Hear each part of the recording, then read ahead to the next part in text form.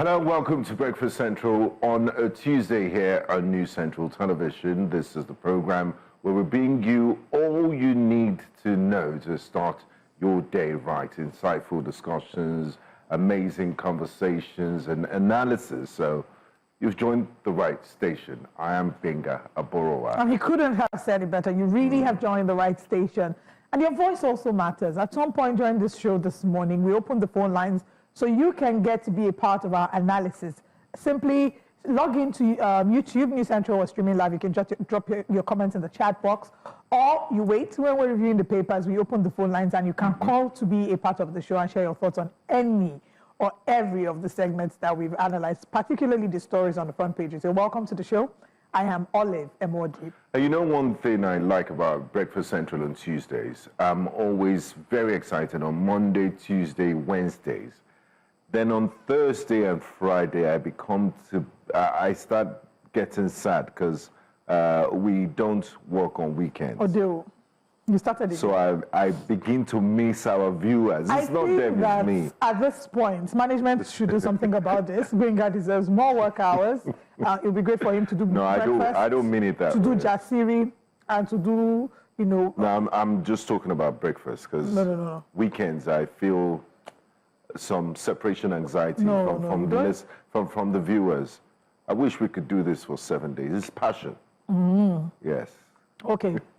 Anyway. Don't you have that passion? No. Anyway, you have divided loyalty because you're a lawyer, you're not. Me, I don't have anywhere to fall back to. It's a lie. I have a degree in mass communication. Wow. This is the profession I know. Wow. But you, if push comes to shove, you can go back to Supreme Court. I can go back to NBC, NBA conference. I can just pack my load now today and say, you know what? Your learned colleagues, how you like to be proud, my learned colleagues. That's why I missed you. Don't He's worry, my own learned colleague. Jeroboam.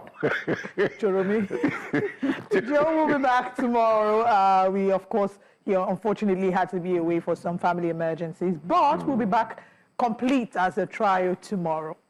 Now let's start with wake-up conversations. Very interesting stories have happened in the past 24 hours. Special advisor on media, a senior special assistant on public media to the FCT Minister Olayinka, has put out a very interesting tweet. He's called for tighter regulations on social media usage in Nigeria, as stated in a tweet yesterday, Monday. Let's take a look at the tweet.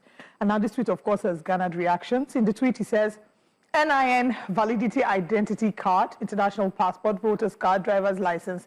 These two should be made compulsory to open and operate social media accounts. And of course, there have been very, very interesting reactions to that. But Benga, maybe we should get your thoughts. Some have said, not a bad idea, but you have to proceed by creating your own app and subsequently demanding for such credentials. That's one of the reactions.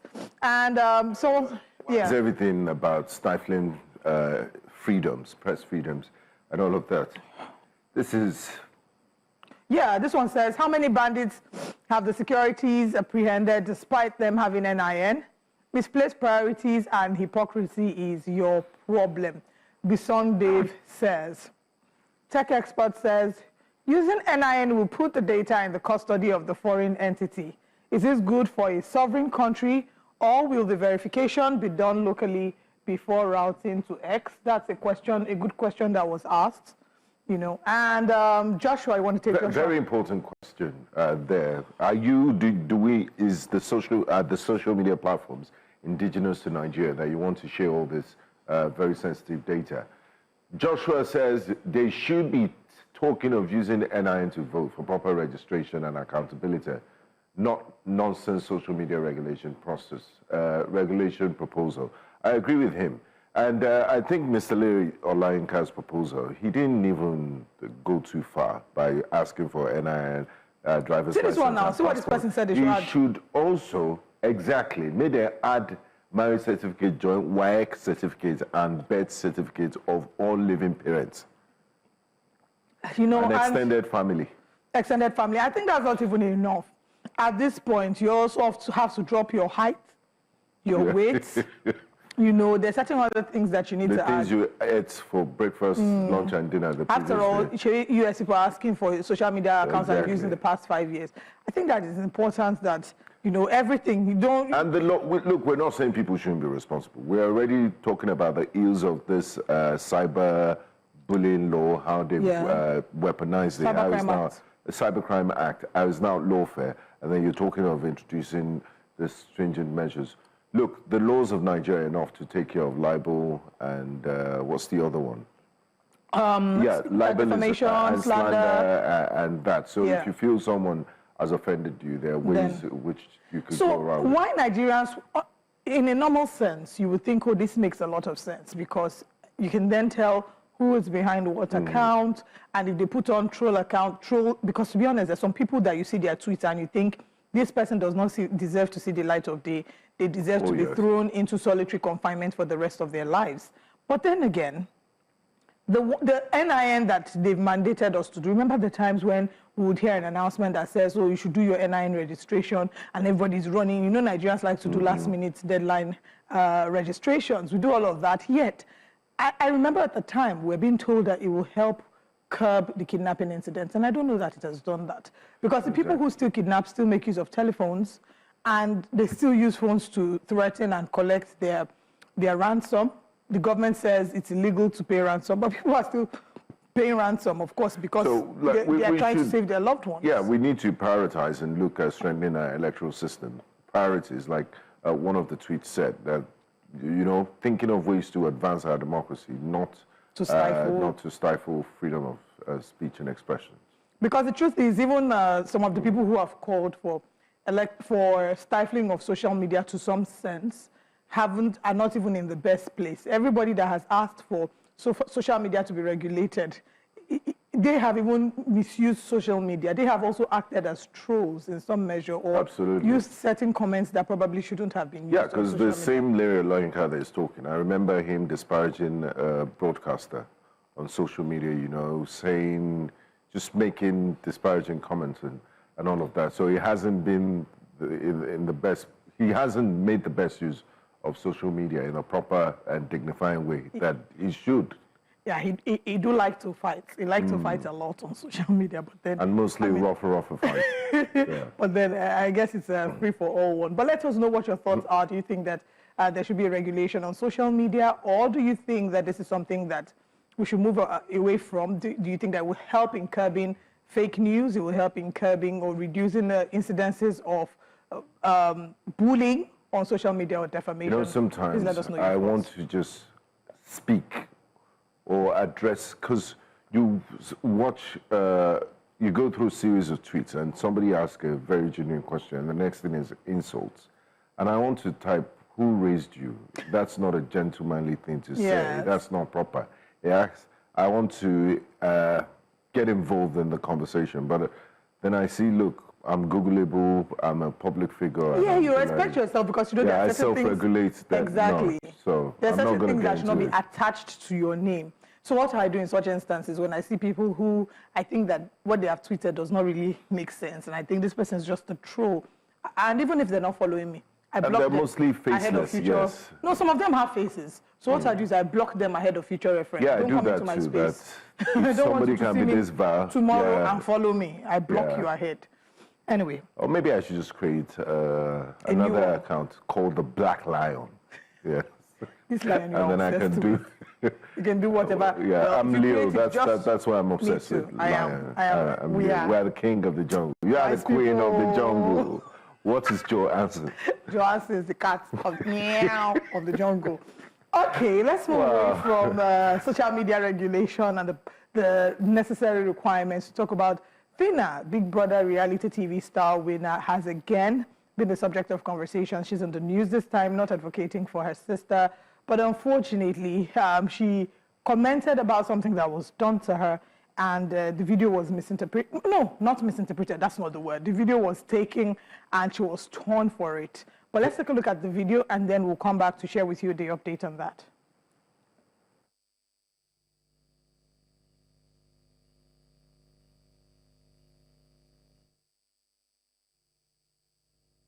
Okay,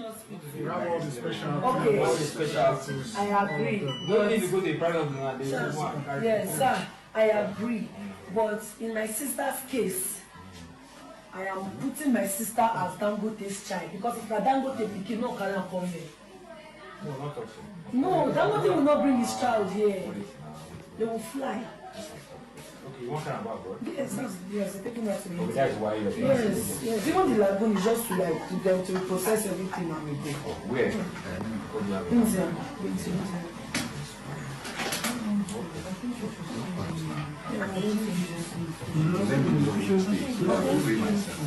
I think some person should.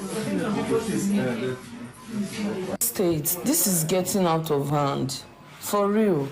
You drive, the moment you stop in traffic, some beggars, boys, Yoruba boys to be precise, they will all surround you, begging you for money, blah, blah, blah. If you don't give them money, they scratch things on your car or they do rubbish. Yesterday, there was a boy that was rounding my car, like a lot of them, and I noticed he removed something from here because immediately I heard it and he ran. I just couldn't feel what he removed, only for me to get home now. And I'm seeing that this is what he removed from my car. I don't understand. They run from police, they run from Agbero, they run from Yoruba boys who they beg for road. Are we going to be running from everybody right now? Should we start running? So somebody cannot stop in traffic light again because some Yoruba boys will come around his or her car. Because look at, I knew yesterday we were now wondering where he come out because I heard the sound and he ran. We didn't know what he removed. I don't understand. What did they sup Lagos State? What did they sup? Now only Yoruba people did the state. What did they sup? What did they sup? What is this? What did they sup? So if you from that video, it looks like outrage farming. You're baiting people to respond to your tweet. She could have to a message. She could have. She could have. Yeah. So basically, I think what we should look at from this perspective is the fact that, first of all, Phyna has been through a lot, right? Phyna she's had to deal with her sister, Mrs. Ruth Otabo, going through the being attacked by Dangote and crew.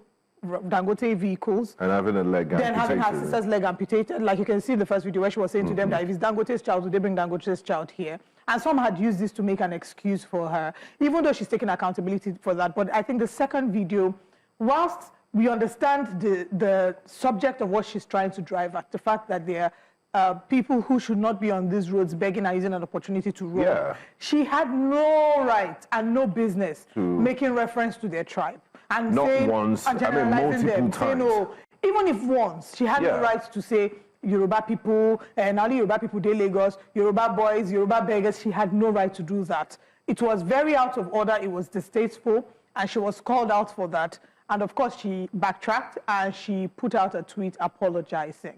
So if we can have the tweet where she was apologizing put up, and we can share it with you, because in that tweet she said things in the line of her head being full, her being dealing with a lot, and basically sort of asking people to have mercy on her. I understand, but why do you single a whole tribe? She says, I must say I let my anger get the best of me with the tweets I made earlier. It's just a whole lot going on, plus having to fix the scratches and replacing what was taken from the windshield of my car. It wasn't my intention to malign the Yoruba tribe or cause division. The damage could have been done by anybody from any tribe. I'm not a bigot. I love all tribes. I love my Yoruba brothers and sisters, and it's evident in my creative works with how much I've worked with them. My anger does not in any way justify the tweet I made. I'm human. I really like this line. I'm not perfect, and I'm using this medium to apologize. Emma Binu, Eforiji me. Okay. I like that she says her anger does not in any way justify the tweets she made. Right, because I think that it's very important that we realize a lot of broader conversations. It's the same thing that happens when we bring up the line Fulani headsmen, when we're saying, oh, these people, they are Fulani headsmen, and they will say you're generalizing. Because these are the same little nuances here that pop up. Tweet, the response to Madekuti's Instagram over the weekend. Somebody insulted him.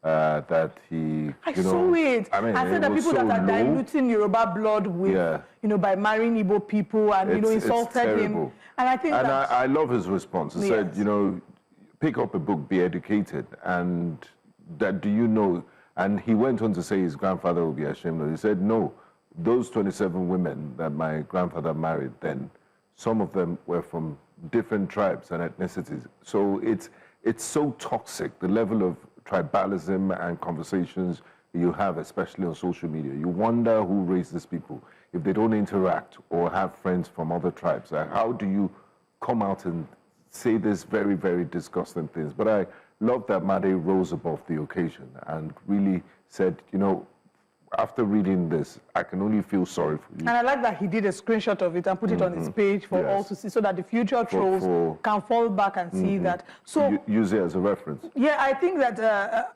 I don't know that we've always had issues, slight issues here and there with tribalism, but it came to the fore at the last elections because politicians weaponized tribalism and tried to put us against each other. Whereas every weekend, the blogs are carrying weddings. Igbo men are marrying Yoruba women are marrying Igbo women. They won't leave each other alone. I mean, beyond the marriage, they're attending social events, intermingling, and doing even beyond business, that, they're doing business together. together. You know, they're starting companies together.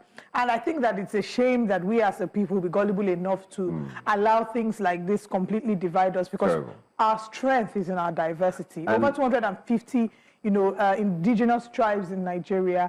Our strength really is in how much of a rich culture we have, how you have the Idoma people, how you have those from, you know, the Kaduna people, different people and the different tribes that all make up this beautiful story that is Nigeria. We mustn't allow narratives like this. And this is not particularly targeted at Phyna because she has apologized. This is just saying in general, because we can't deny the fact that many people have that tribalistic mindset. Just to quickly point out, yesterday, during the interview we had, when we were talking about the delineation exercise and the clash from the Warri Ishekiri issue, that's how that guest as well came and threw stray bullets at Igbo people. I say it's just like Igbo people in Lagos. I say, why?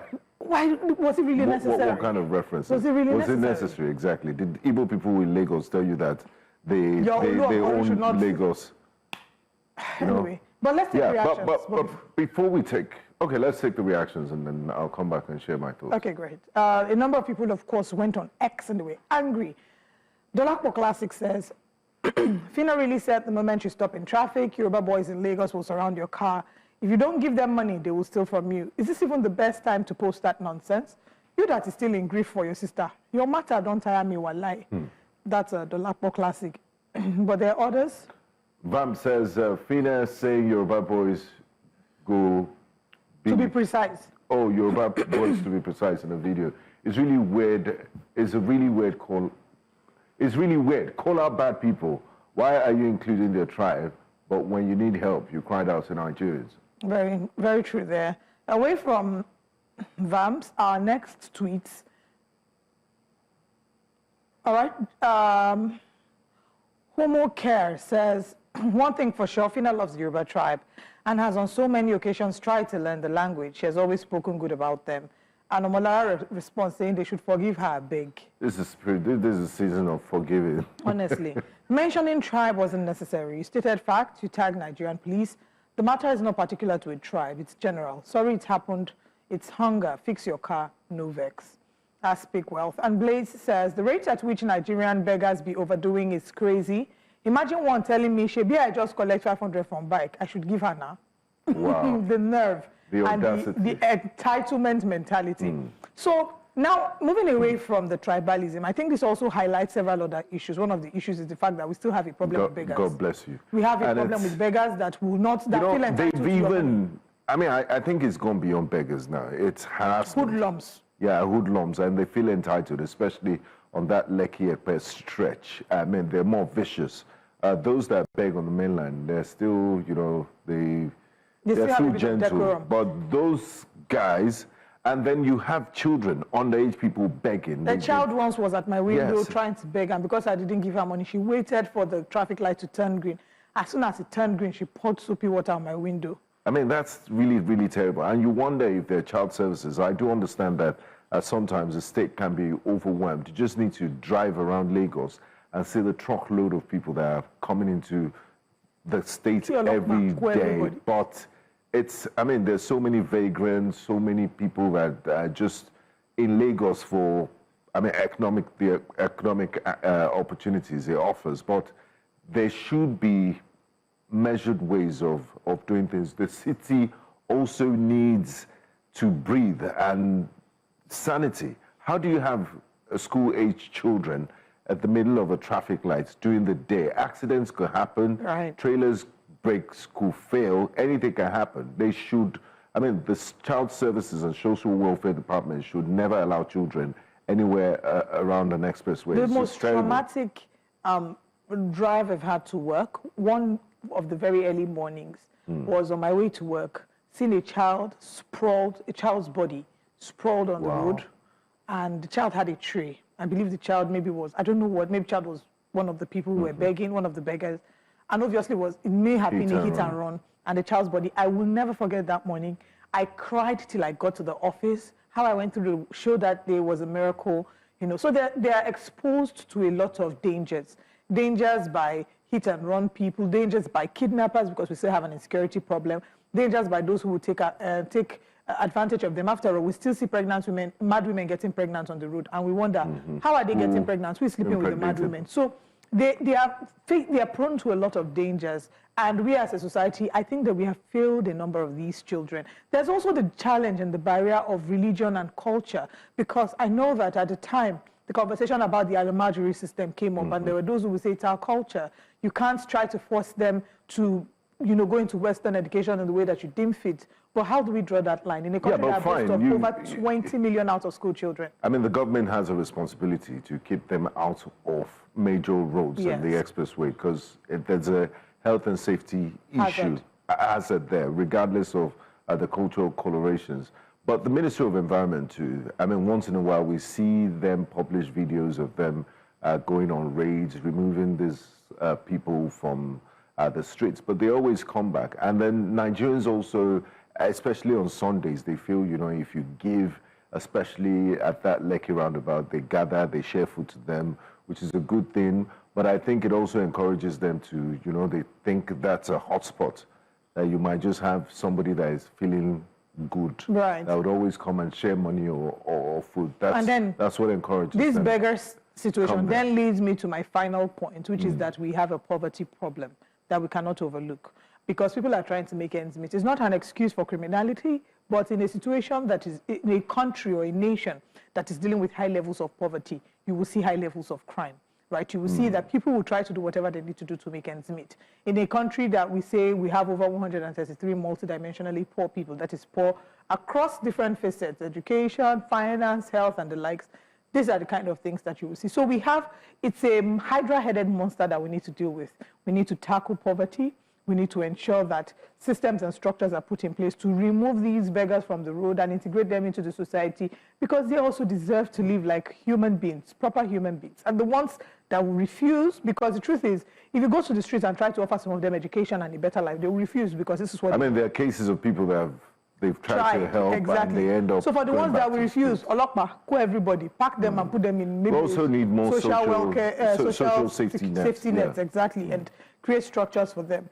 And then going back then to the original issue that birthed all of this, individuals, public figures, we must recognize that social media is such a broad place, and there's some crazy thoughts you can think in your head, but you should never voice out. Yeah. You should never voice it out, because you will be held responsible. And especially as a public figure, your platform is also so powerful, so influential, that one tweet that you make can change the mindset of a lot of people, can influence a lot. So when you are a public figure, there's a responsibility that lies on your shoulders to be careful and mindful of the tweets that you put out, so that they are not deemed insightful, and you don't have to go through this issue of dragging and then coming back later to apologize, to say, I'm sorry. But that being said, I applaud her for apologizing, taking responsibility, and not, you know, there are ways to do apology. There are people that will say, I apologize if what I said hurt you. That's rubbish apology. She took responsibility and said she shouldn't have said that. Her anger does not justify how she tweeted.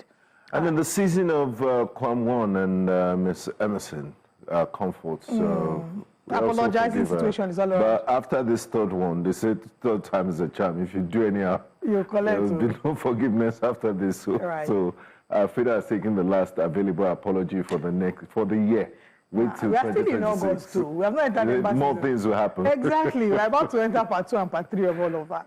Anyway, but that's all that we have this morning on Wake Up Conversations. Let us know what you think.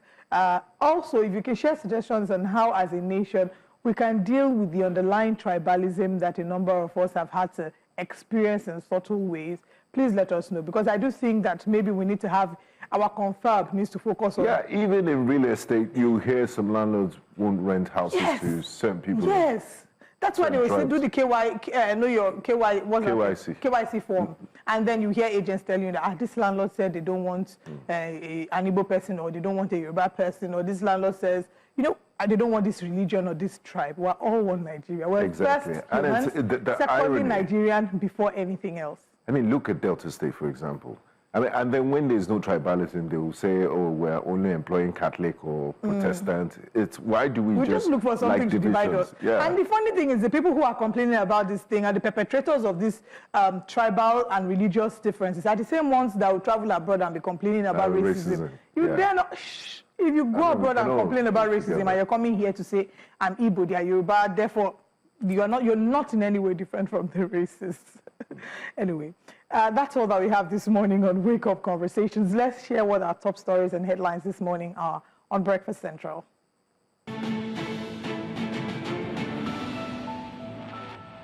The former Speaker of the House of Assembly in Benue State, Hyacinth Dajoh, yesterday broke his silence following a sudden resignation that stirred up a storm of impeachment rumors. He says he's moved on.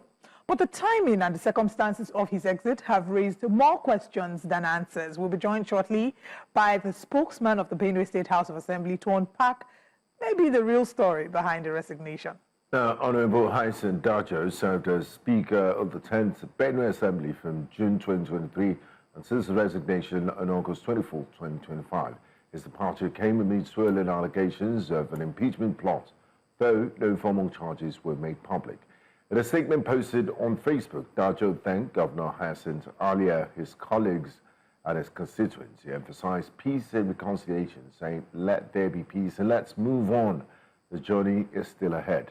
But the real question is, was this a graceful exit or political push-out? Join us this morning to discuss this issue is a member representing Gwe East constituency, who's also the spokesman of the Benue State House of Assembly, Honorable Elias Audu. Honorable Audu, a warm welcome to you, and thanks for joining us for Breakfast Central this morning. Thank you, my brother. Thank you. Now, Honorable Audu, was the immediate past speaker, Honorable Dajoh's resignation, truly voluntary, or was he pressured by internal or perhaps external forces within the Assembly or outside the Assembly to step aside? Because this is coming out of the blue. Thank you very much. If you look at if you're able to read the letter, the resignation letter, you will be made to understand that the resignation was voluntary. He stated that he did it in good faith for peace, progress, and development of our dear state. You know, there are many reasons that people resign their appointment. Some of the resignation is based on principle. Some is based on personal conviction. That you, as a Speaker of the Benue State House of Assembly, did his best to promote the role of the legislature in good governance. He was able to uphold the principle of separation of powers during his time as the Speaker. And if you ask me, he is one among the best speakers Benue State has produced. But after some time, because of certain reasons, maybe because of his personal conviction, he now says it is time to quit. And we believe him. Somebody or people say it is that person that wear the shoe, who wear the shoes, that know what exactly it pinches. So Honorable Dajoh standard a voluntary resignation. And you people should also be aware that the best dancer also leaves the stage. After some time, he will leave the stage for another person to take over. So thank you. You say that he was so far one of the best speakers that the state has provided, and then you say that he honored and upheld the rule of law and separation of powers, and now you're saying that all of a sudden, for personal reasons. So are you saying that there was really no smoke? There was no smoke without this fire that we've seen? because it's a bit, it's not usually the norm, the people out of the blues announce their resignation 48 hours after suspending 4 lawmakers. Thank you very much. You see, exactly when in politics or even in our personal homes, there are pockets of problems. There are crises everywhere. In your house, with your wife and your children, there might be some level of disagreement. But when it is not grown to a certain level, you cannot say there was very serious disagreement. As far as I know, there are, naturally, we have disagreement within the individual because no two persons are the same. If you go to the house, you will see the relative peace being enjoyed. On the day he enjoyed, you are talking about the suspended members, one being the speaker. On the day they were suspended, if you look at what the proceedings, they did that, they accepted the suspension, they bowed before the speaker and the authority of the house and left. If you look at it very well, there was nothing like a rowdy session, there was no fighting, there was no shouting, there was no quarreling, and they left. And after some time, their actions were reviewed, and the House felt that for the state and for the Benue State House Assembly to move together, the best thing that will happen is record them so that they will join forces. Honorable. This is not. Honorable, if I may interject, I mean, you did talk about how the days that this suspension had occurred, everything was done peacefully, that there was no revolting from the people, the leaders and the members of the House who were suspended. And, you know, one would find it quite interesting that the new speaker would be Alfred Mbaga, who was one of the suspended lawmakers. So the question is, what was the reason for their suspension? Majority Leader says it's conspiracy to cause chaos. Can you explain what that meant and what were the reasons why these 4 lawmakers were suspended? These people had a meeting, and the rules of the House is that it is only the Speaker that have the right to approve a meeting of the lawmakers. Now, the people had a meeting, the Speaker was not aware. The leadership also claimed ignorance. And at the end of the meeting, immediately they could not come to brief the leadership of the meeting. Now, when there is silence, there is bound to be assumption, there is bound to be speculation, there is bound to be any form of assumption at all. So the House maybe look at it as conspiracy. What was the kind of meeting they had? But in the same way, members individually and collectively have the right to freedom of association. They have the right to sit together. And after some time, we look at it and we made to understand that the meeting they have and the court was harmless. It was just a normal meeting. It was some members, about 10, and the suspended members were among them. As a result of that, that was why the House lifted their suspension. Let me say something. The Benue State House of Assembly is one among the vibrant houses of assembly. If what happened was completely against the wishes of the people, the members would have resisted. If you follow proceedings and you look at the vibrant nature of discussions by members who I can say authoritatively that they are independent-minded, you will be made to understand that they supported the past speaker when he said it's time to quit. Members accepted his resignation, and the position of the speaker cannot be vacant. And that was the reason why a new speaker was unanimously elected. If you look at the nature of the election, it was devoid of crisis. One person, Honorable Douglas Akia of Makudi South, nominated him. Then his nomination was seconded. At the end of the day, no other nomination was made, and he was returned unopposed. Members were not coerced. Members were not forced. Members were not intimidated to do what they did, but they did that for the sake of peace, progress, and development of Benue State. So my question is, I mean, just to follow up to what you said, I did mention to you about how these 4 lawmakers, one of them being Alfred Mbaga, who was suspended by the former speaker, has now been returned as the current speaker of the House.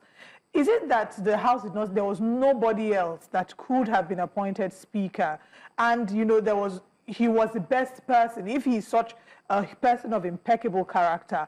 Why was the House in support of his suspension in the first instance? Thank you very much. There are coincidences. If you observe legislative proceedings, suspension doesn't mean condemnation.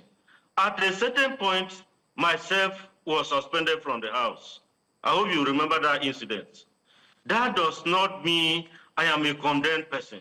When the suspension to our rules is just a temporary disciplinary measure to look at the real issue.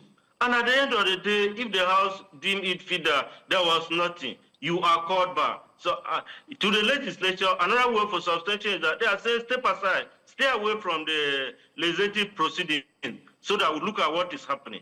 And when they look at it, at the end of the day, they discover there's nothing. To me, I feel that was just a coincidence. They were suspended because the information that we received from the House was not substantiated. And later we were able to look at the facts of the case. We look at the meetings and we discover the eyewitness account from those people who attended their meeting testified that the meeting was really harmless. So you're admitting, Honorable, if I hear you correctly, you're admitting that the grounds on which they were suspended in the first place, were found later to not be the correct position. Is that correct?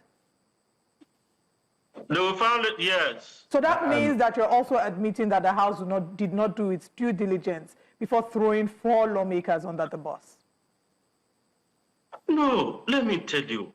It's not about that. If you have your child and you come back and you say, for instance, even little children, you come back to the house, you see something that is not okay. You can say, okay, step aside, let me carry out my finding. That was just what happened. For some other time, you cannot just say, let us carry out a full investigation. What we want to do was that the people should not be involved so that truly if there is anything, they will interfere.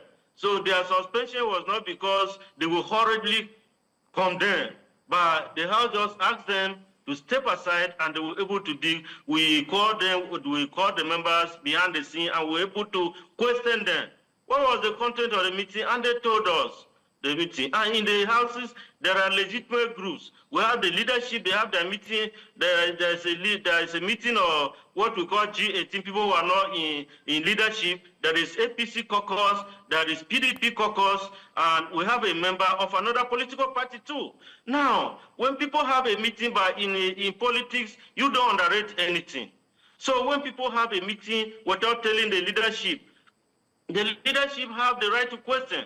And that was why if you look at the motion suspending them, the motion came from the leadership. They said, these people, it was not from the general member, these people hold a meeting without telling us. And if you look at our rules, it is only the speaker that summons the meetings of the assembly. Now that he is the speaker, if for instance, even as the spokesman of the House, I will give out notice of sitting. Like today we are sitting. I have already sent out messages to people that were sitting today. And the speaker is aware. If any member called the speaker that are we sitting today by 10 a.m., the speaker will say yes.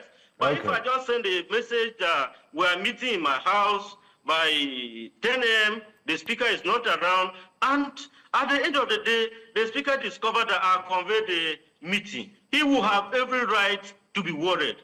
The reason is that he did not approve, neither his consent was not sought, and I did not brief him before invitation of that meeting. Thank you, Honorable Audu. I would like to know the relationship of the immediate past Speaker and the Benue State House of Assembly with the Executive Governor Hyacinth Dajoh, and also if he played any role in this speakership transition.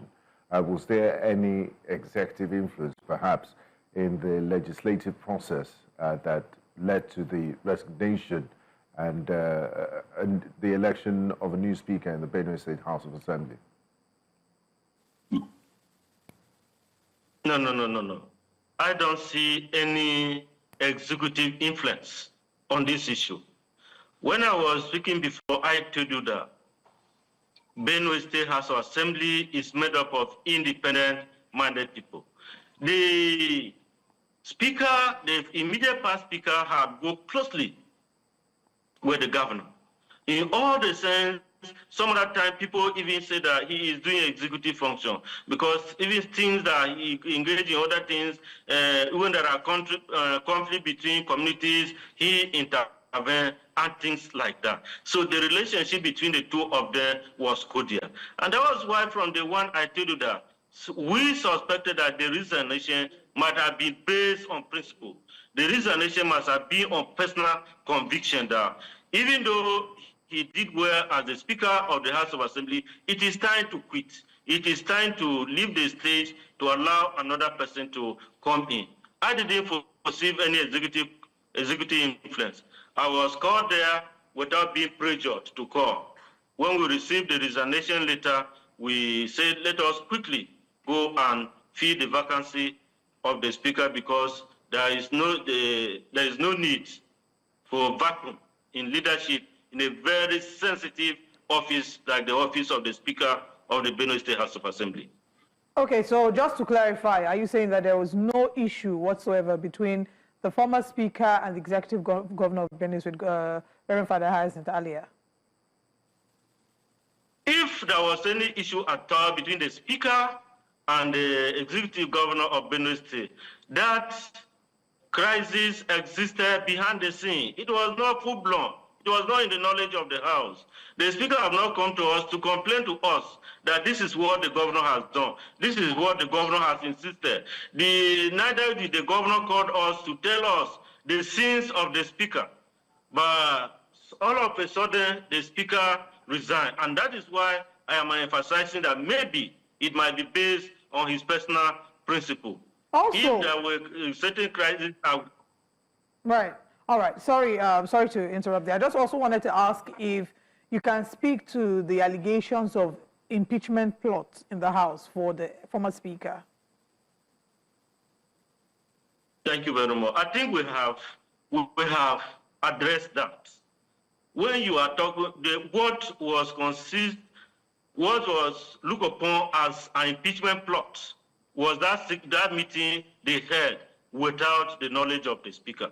I think I've spoken elaborately on that. Well, you spoke about the meeting, but it was not clearly referred to as possibility of an impeachment plot. I don't think that, you referred to that, but you spoke about meetings that were held. My sister, that was why those members were suspended. The House federal. Now, for them calling a meeting, attending a meeting without the knowledge of the Speaker, one, it amounts to insubordination. One among the persons suspended who was now the present Speaker, Right Honorable Beja Alfred Mbega, who was among them, was a member of the leadership. And he was always found closely with the Speaker, attending functions and even representing the Speaker. Now, when that meeting was called, without the knowledge of the leadership, people can assume, why is it that you call a meeting without our knowledge? And that was why they summoned in the House, they brought it that the best thing to do is suspend these people, let us dig deep and know what is the agenda. And at the end of the day, we were made to understand that it was far from impeachment of the Speaker. The meeting was not for impeachment, the people gathered for their personal development. If you look at the House, some members engage in certain things that are private. Some engage in donation. At every month, they say, let us put this particular amount together. This month, this particular person will take it. The next month, another person will take it. People call it locally. They call it adashi. People do that kind of a thing. They have arrangement of 4, we have arrangement of 8, we have arrangement of 10. So we later discovered that what was misconceived as an impeachment plot was a harmless meeting held by these people. And that was the reason why when we discovered it was a harmless meeting, we called them back. Okay. Now, Honorable Audu, has there been any other leadership change in the Benue State House of Assembly in terms of principal officers, or the only change of personnel we've seen is the Speaker? For now, there is no change of leadership. When you say for now, are we expecting to see a reshuffling of principal officers in the nearest future? Definitely, I think we should be expecting a change because we look at what we call rotation, we look at what we call zoning. The former speaker was in Zombi. He was in the same senatorial district by another axis that we call Jemba. Now, the present speaker is in Minda, where the deputy chief whip was already there. And based on zoning and based on rotation and based on fairness, I am convicted that maybe there will be a slight change in the leadership position that I'm talking about, the principal officers for fairness, equity, and justice. But all this rests with the authority of the speaker and the leadership of the party. What I'm saying here is on the leadership change is my own personal opinion. But I'm trusting God that for fairness, they will have to effect at least a little of the change for the sake of fairness and to carry everybody along. All right, just to, follow up from what you said, you talked about where the former speaker was from, which is Jemba. There were speculations that the replacement ought to have come from Jemba as well, but there are some sources who allege that that was kicked against by allies of the governor, stating that the new speaker should then be picked from Minda, which is where the new speaker comes from, and that going to pick someone from Jemba would have been political suicide. So again, this sort of, just to ask, is there any truth to this statement by the sources within the House? Normally in Benue State, if the governor of Benue is in Zone A, the speaker will come from Zone B, Senatorial District. If the governor is from Zone A, it's Zone B, the speaker will definitely come from Zone A. Where if you look at what this thing happened, let me share an example on the immediate past. The immediate past governor, Otom, when he was the governor of Benue State, the speaker, Titus Uba, was from Vandekia, which is Zone A. So when there is a speaker in this zone, there is the governor from another zone. What am I trying to say? All these people are from the same senatorial zone. And that has been the culture. The division of Jemba, Minda, Lubi, Jechira, and all these subdivisions, they count when we're talking about political arrangement. But in case of the speaker, the zoning is to guide the members. However, outside the zoning, members usually have the right to pick anybody to do it. When I was talking about effecting a leadership change, I told you that for fairness, with equity and justice. If not, you can even pick a speaker from anywhere. But we don't do that because we want to carry all the sections of the state along so that they will have a sense of belonging. Okay. So by and large, the present speaker too is from Zone B as the other speaker. All right, Honorable Audu, thank you very much for joining us. In maybe a few seconds, can you share with us what you think should be the most pressing matters that the House should look at now that we have a new speaker? Thank you very much. The Benue for now is facing enormous security threats. You people are aware, and that is a general concern of everywhere, mini son of Benue. And with the coming of the newspaper, just like the immediate past one, our intention is to forge ahead, join hands with the executive governor of Benue State, give the executive the needed support so that we'll be able to fight insecurity in Benue. We will be able to move on. We'll be able to pass quality legislation for the benefit of the people and move very important motions for the development of our people. What we want now is Benue. There is Benue State Office Assembly because Benue exists. There will be Benue State Government because Benue exists. If there is no Benue, then there will be no Benue State. If there is no Benue, the legislature will not be there. And you really hit the nail on the head. So all we want is peace and development of Benue State. Well, you've hit the nail on the head, really. The Benue State House of Assembly has its work cut out for it, as the citizens are demanding security, which is their right. Thank you very much, Honorable Elias Audu, for joining us on the show this morning. Thank you. Thank you very much. All right. Thank you. All right. The maiden edition of the African Chiefs of Defense Staff Summit has opened in Abuja, bringing together defense leaders from across the continent to strengthen collaboration against emerging security threats. Hosted by Nigeria's Chief of Defense Staff, General Christopher Musa, the three-day summit aims to promote intelligence sharing, joint training, and harmonized strategies among African militaries. News Central's Sagir Ibrahim was there and now reports. It is the maiden edition of the African Chiefs of Defense Staff Summit 2025. Seated across this hall are defense chiefs and representatives from all 54 African countries, alongside security experts and other stakeholders gathered together to develop strategies and frameworks to address Africa's security challenges.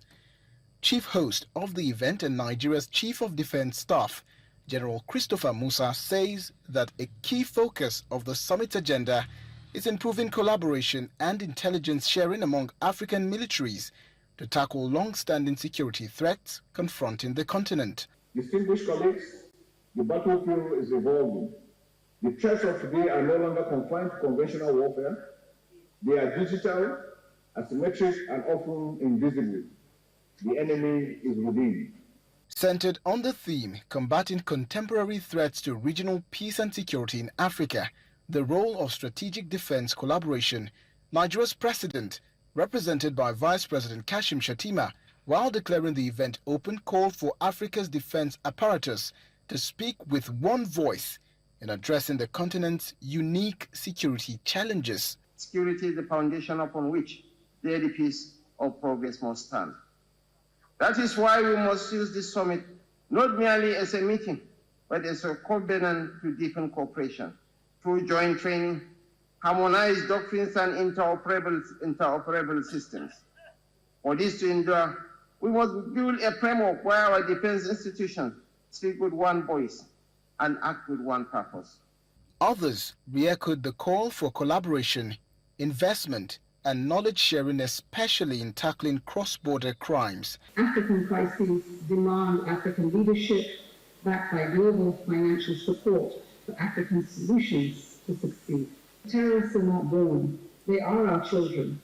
They are the young people who have gone astray, badly astray. And it is our duty to bring them back out from the pole into building their nations and not destroying them. Africa's security must be driven by African solutions, African leadership, and African unity. We remain committed to strengthening our defense partnership, both bilateral and multilateral, to support peace, development, and the democratic values. Like the president said, security is the foundation upon which progress must stand. It is against this backdrop that Africa's top military brass are going to be convened under one roof for the next 3 days to develop frameworks and strategies to address Africa's long-standing security challenges. From the Bola Ahmed Tinubu International Conference Center for News Central, Sagir Ibrahim.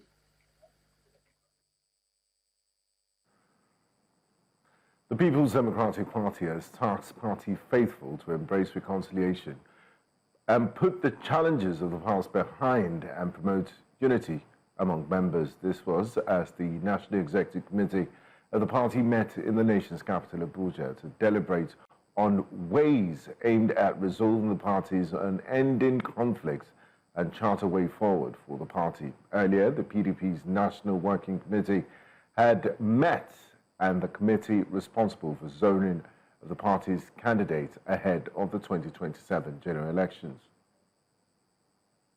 The recent by-election revealed a familiar pattern of intimidation, harassment, and attempts to subvert the will of the people from the ruling party. Yet, despite this, the PDP prevailed, flipping a constituency previously held by the ruling party. This victory is not just symbolic, it is proof of our resilience and a forestep of what will happen in 2027. Unity is not a mere slogan. Rather, it is the lifeblood of any political organization. Without unity, progress is stunted. We must relax or regulate certain party laws to accommodate genuine interests and reintegrate those who truly desire to return. No political family thrives on endless exclusion. If we are to stand strong in 2027, we must make room for healing and for fresh beginnings.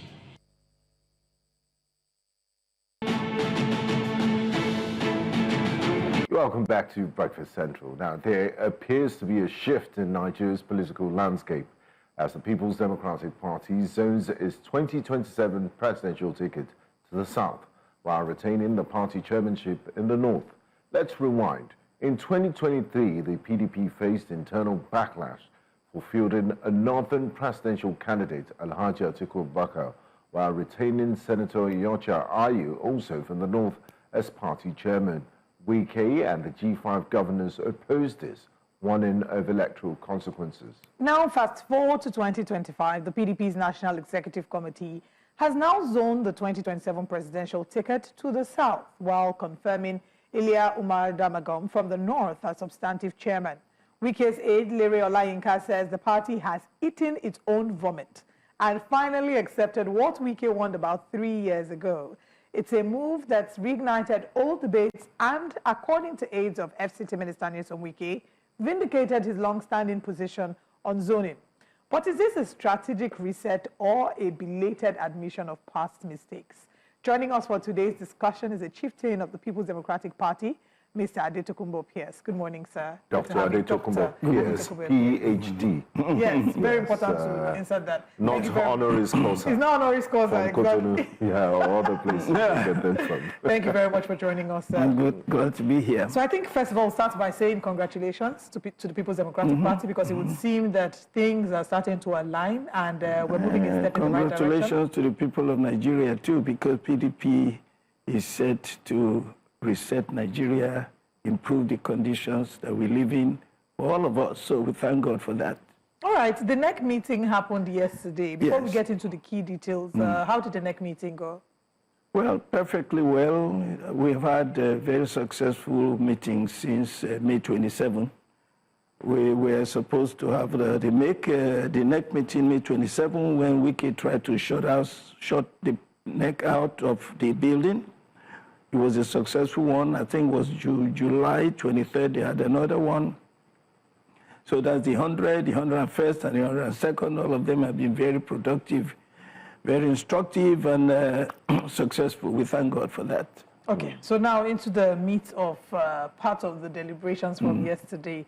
The zoning to the south. Larry Olayinka has said that the PDP has eaten its own vomit, and that this is what Nyesom Wike has been clamoring for the longest time. Does this vindicate Nyesom Wike's stance? No, what happened in 2023 was simply this.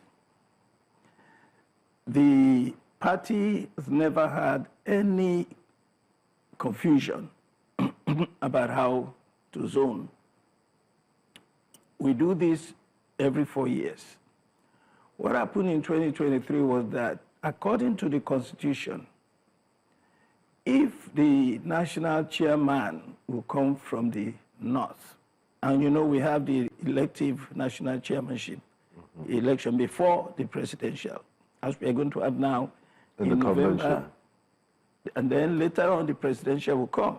So in 2023 we had elected Ayu from the north as the national chairman. According to the Constitution, which he ascribed to, that is Ayu, that if a northerner emerges as the presidential candidate, the northerner who is the chairman, national chairman, will step down. He didn't do that. That was all that happened. It's not that. Another error that the party made in 2023 is that it has always assumed that there will be a gentleman's agreement that if this happens, the person will step down. Ayu didn't step down. Wike did not say, there was no reason for him to say that the presidential should have been zoned to the south. It was not zoned. What happened was that, according to the arrangement, if another emerges, Ayu was supposed to step down. And then the Northerner will still contest. You know, the presidency was going to be the person who won the primaries, and that was Atiku Abubakar. That had nothing to do with zoning. You understand me? But knowing how the things work, should the nomination form, knowing that you're already, because the chairmanship of the party preceded the presidential elections, shouldn't that have automatically disqualified them from even selling nomination forms to a northern candidate in the first place? Well, Wike himself and all of the governors were part of the decision-making not to zone. They sold the ticket to Atiku. You understand me? So it was an error on the part of the party, but Wike was part of it. They all made a mistake. That because they assumed that there would not be a problem. That even though they sold the ticket to, so long as they did it, it was not about Atiku running or not running. That's the problem. I think they're just messing things up. You understand me? The way Wike is going as if, you know, it's just like schoolboy bully operation. It's just a show. There was nothing about Atiku. It was not about whether a northerner or a southerner. It was about the northerner who had become the state chairman stepping down so Atiku could run. Wike never said Atiku shouldn't run. They just brought that on later on. There was no need for that. All the Wike and co wanted was, Ayu step down. So that since we have Atiku as the candidate, he has been elected. What you do now is let a southerner take the position of the national chairman. That is what happened. So this business of vindication is totally irrelevant. That's not the issue. But anyway, we got it right now. Because the mistake that the party made in the past was that I would assume that if, you see now they're saying they're zoning the presidency to the south. That never happened in the party before. They don't do that. What they do is they depend on what happened, what will happen at this elective convention where a substantive national chairman will be elected. Once that person is in place, then we assume. So to prevent any ambiguity, that's why they have said the presidency will be zoned. Now, so beyond the zoning of the presidency, what were the other big issues that were discussed at the NEC meeting yesterday? Well, the NEC meeting decided on a way forward for the party, internal problems, also on looking at where Nigeria should go, emphasizing the need to let Nigerians know where PDP stands in terms of restructuring Nigeria to make Nigeria a better place for all of us. So those are the key issues that were discussed. But guess what? This convention is also not about just national chairman. It's about the National Working Committee, the NWC of the party. All those positions that, you see, before, this is the way the party works. Every 4 years, all the positions occupied by people from the north in the National Working Committee will come to the south. For instance, National Chairman, National Secretary, Deputy National Secretary, Publicity Secretary, all of those things.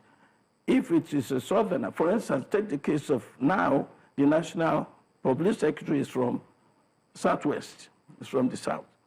Normally, it should have gone to the north. But what they decided this time is also a change from the norm. What they decided this time is that all those positions in the north will remain in the north. The positions in the south will remain in the south. But it will be rotated along different states of the south and different states of the north, such that, for instance, in the north, what is now occupied by somebody from North Central, that position will go to Northwest.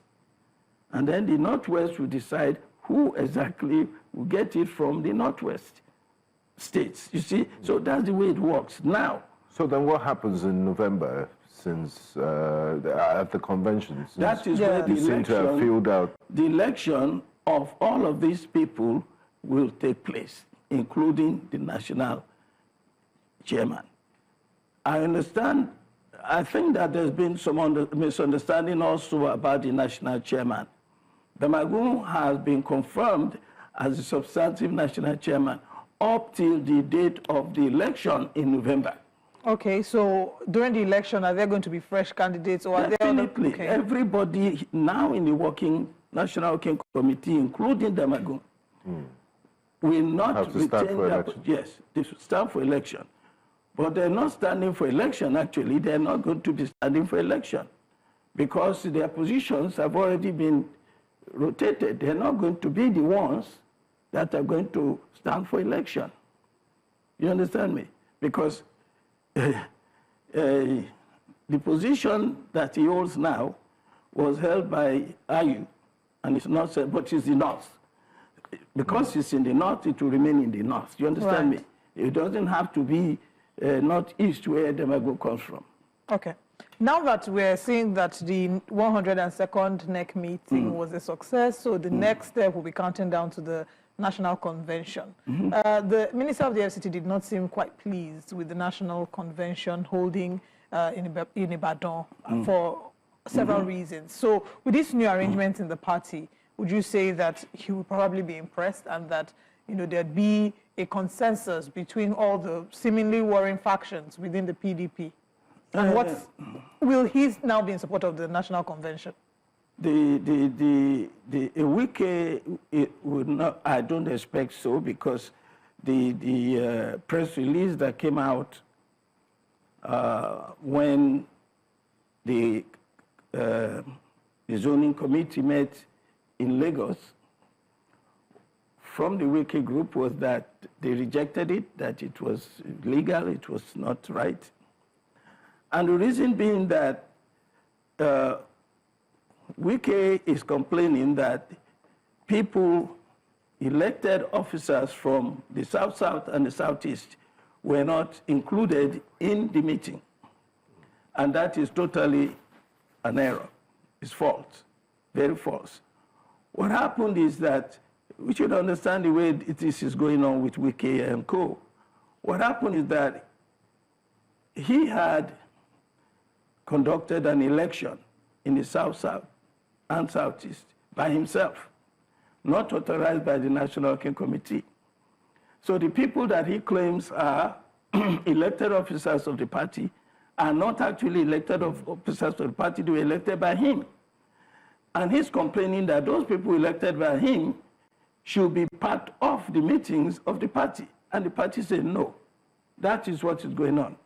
By the way, when he made a list of all the people that were not at the meeting, let me tell you the people that were at the meeting, to tell you that there was a proper representation from the Southeast and the South-South at the meeting. But he had his own list of people who were from the South-South and Southeast who are not recognized by the party, by the main body. That is what happened. Because at that meeting, where he complained that Sasa was not represented, look, Wabara was there, the BOT chairman is from the Southeast. The Governor Diri was there, South-South. The deputy governor of Enugu State was there, Southeast. Former governor of Ebonyi was there, Southeast. The zonal chairman of Southeast, that's the highest rank of in the party from Southeast, was there. The South-South was there. The Southwest was there. 12 out of the 17 members of the zoning committee from the South-South were present. The caucus leader of the party at the House of Reps was present. All our senators were present. That is apart from Governor Makinde and Adeleke and others who were there. So, Wike is just...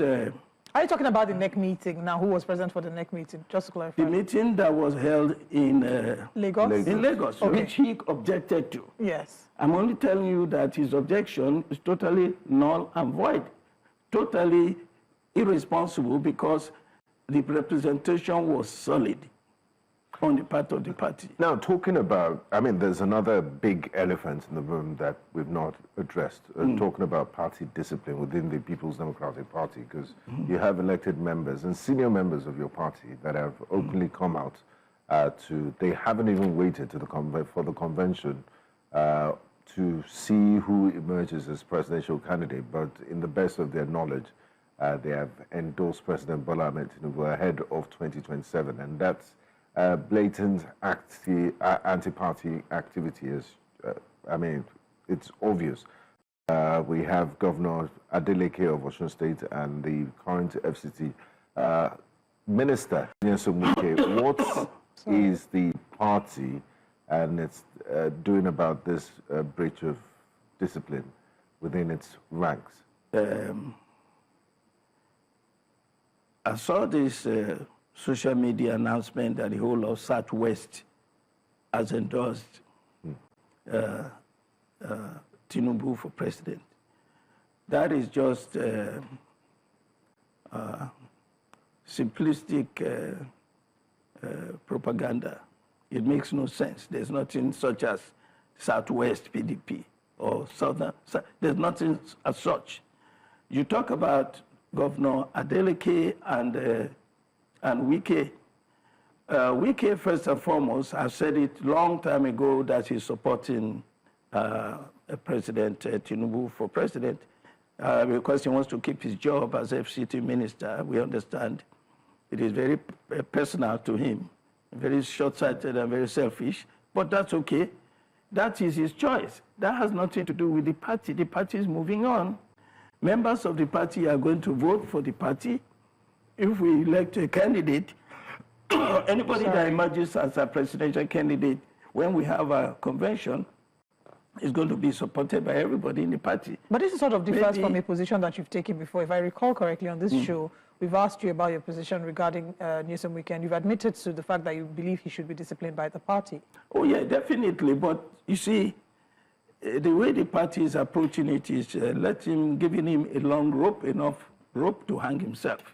And I think that he's doing it every day, more and more. So, Adeleke, on the other hand, I am not sure about his own position. You know, at one point they said he was going to APC. Now he's in every PDP meeting. We don't see him going anywhere. So let us leave Adeleke alone. Let us just say, Wike is going to support President Tinubu. Good luck to him. But if you leave him within your fold, don't you think he could destabilize the harmony within He the cannot party? destabilize anything. He has done his worst.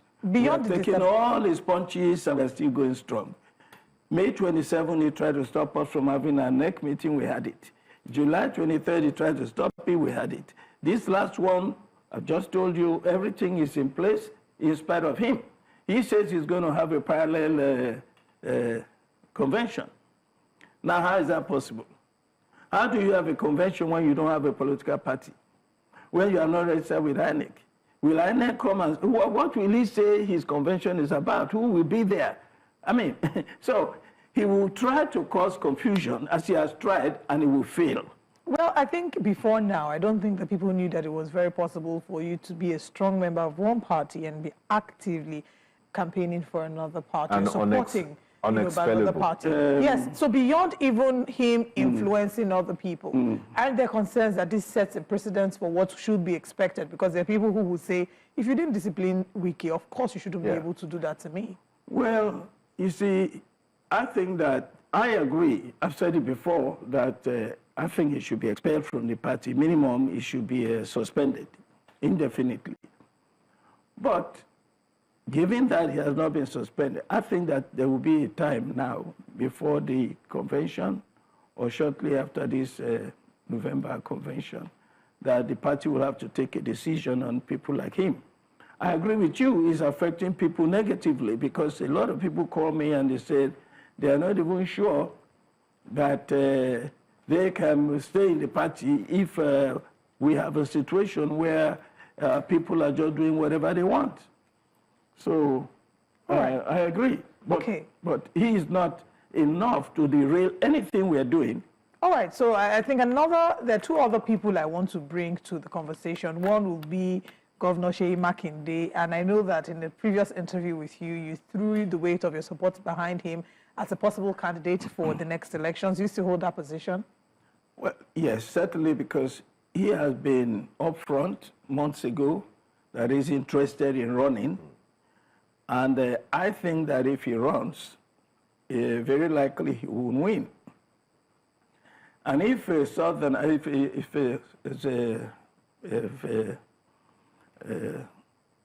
Southwest candidate such as Makinde runs, it will be a great advantage for PDP to defeat Tinubu because he will cut into the votes.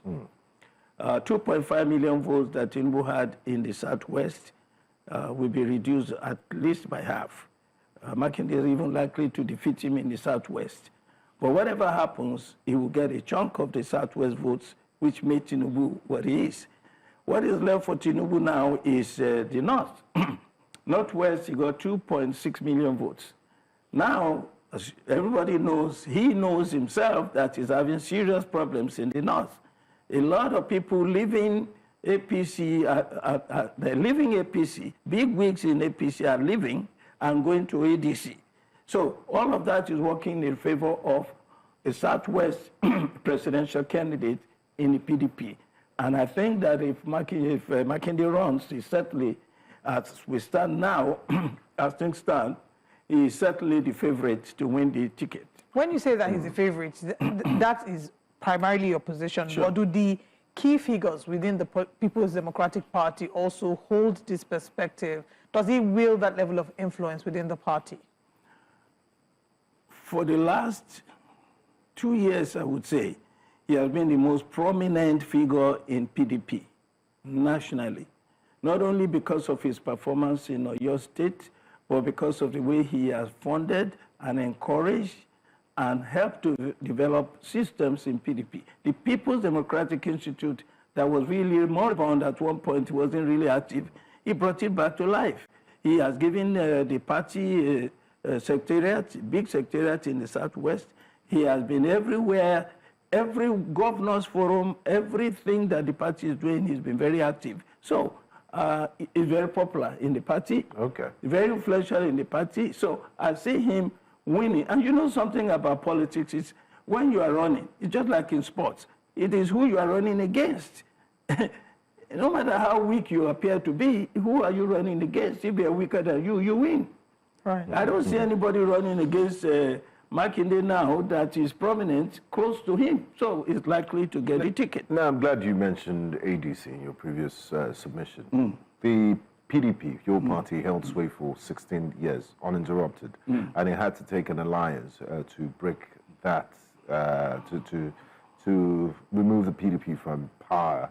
Are you looking at, what's your take on the coalition, and is the People's Democratic Party interested in joining any sort of coalition to unseat the APC in 2027? Well, the PDP has made a formal announcement. They've taken a formal position that they are not about to join any coalition, but they welcome anybody, any other party, any party members, or any political party coming to work with the PDP, because PDP is a great model.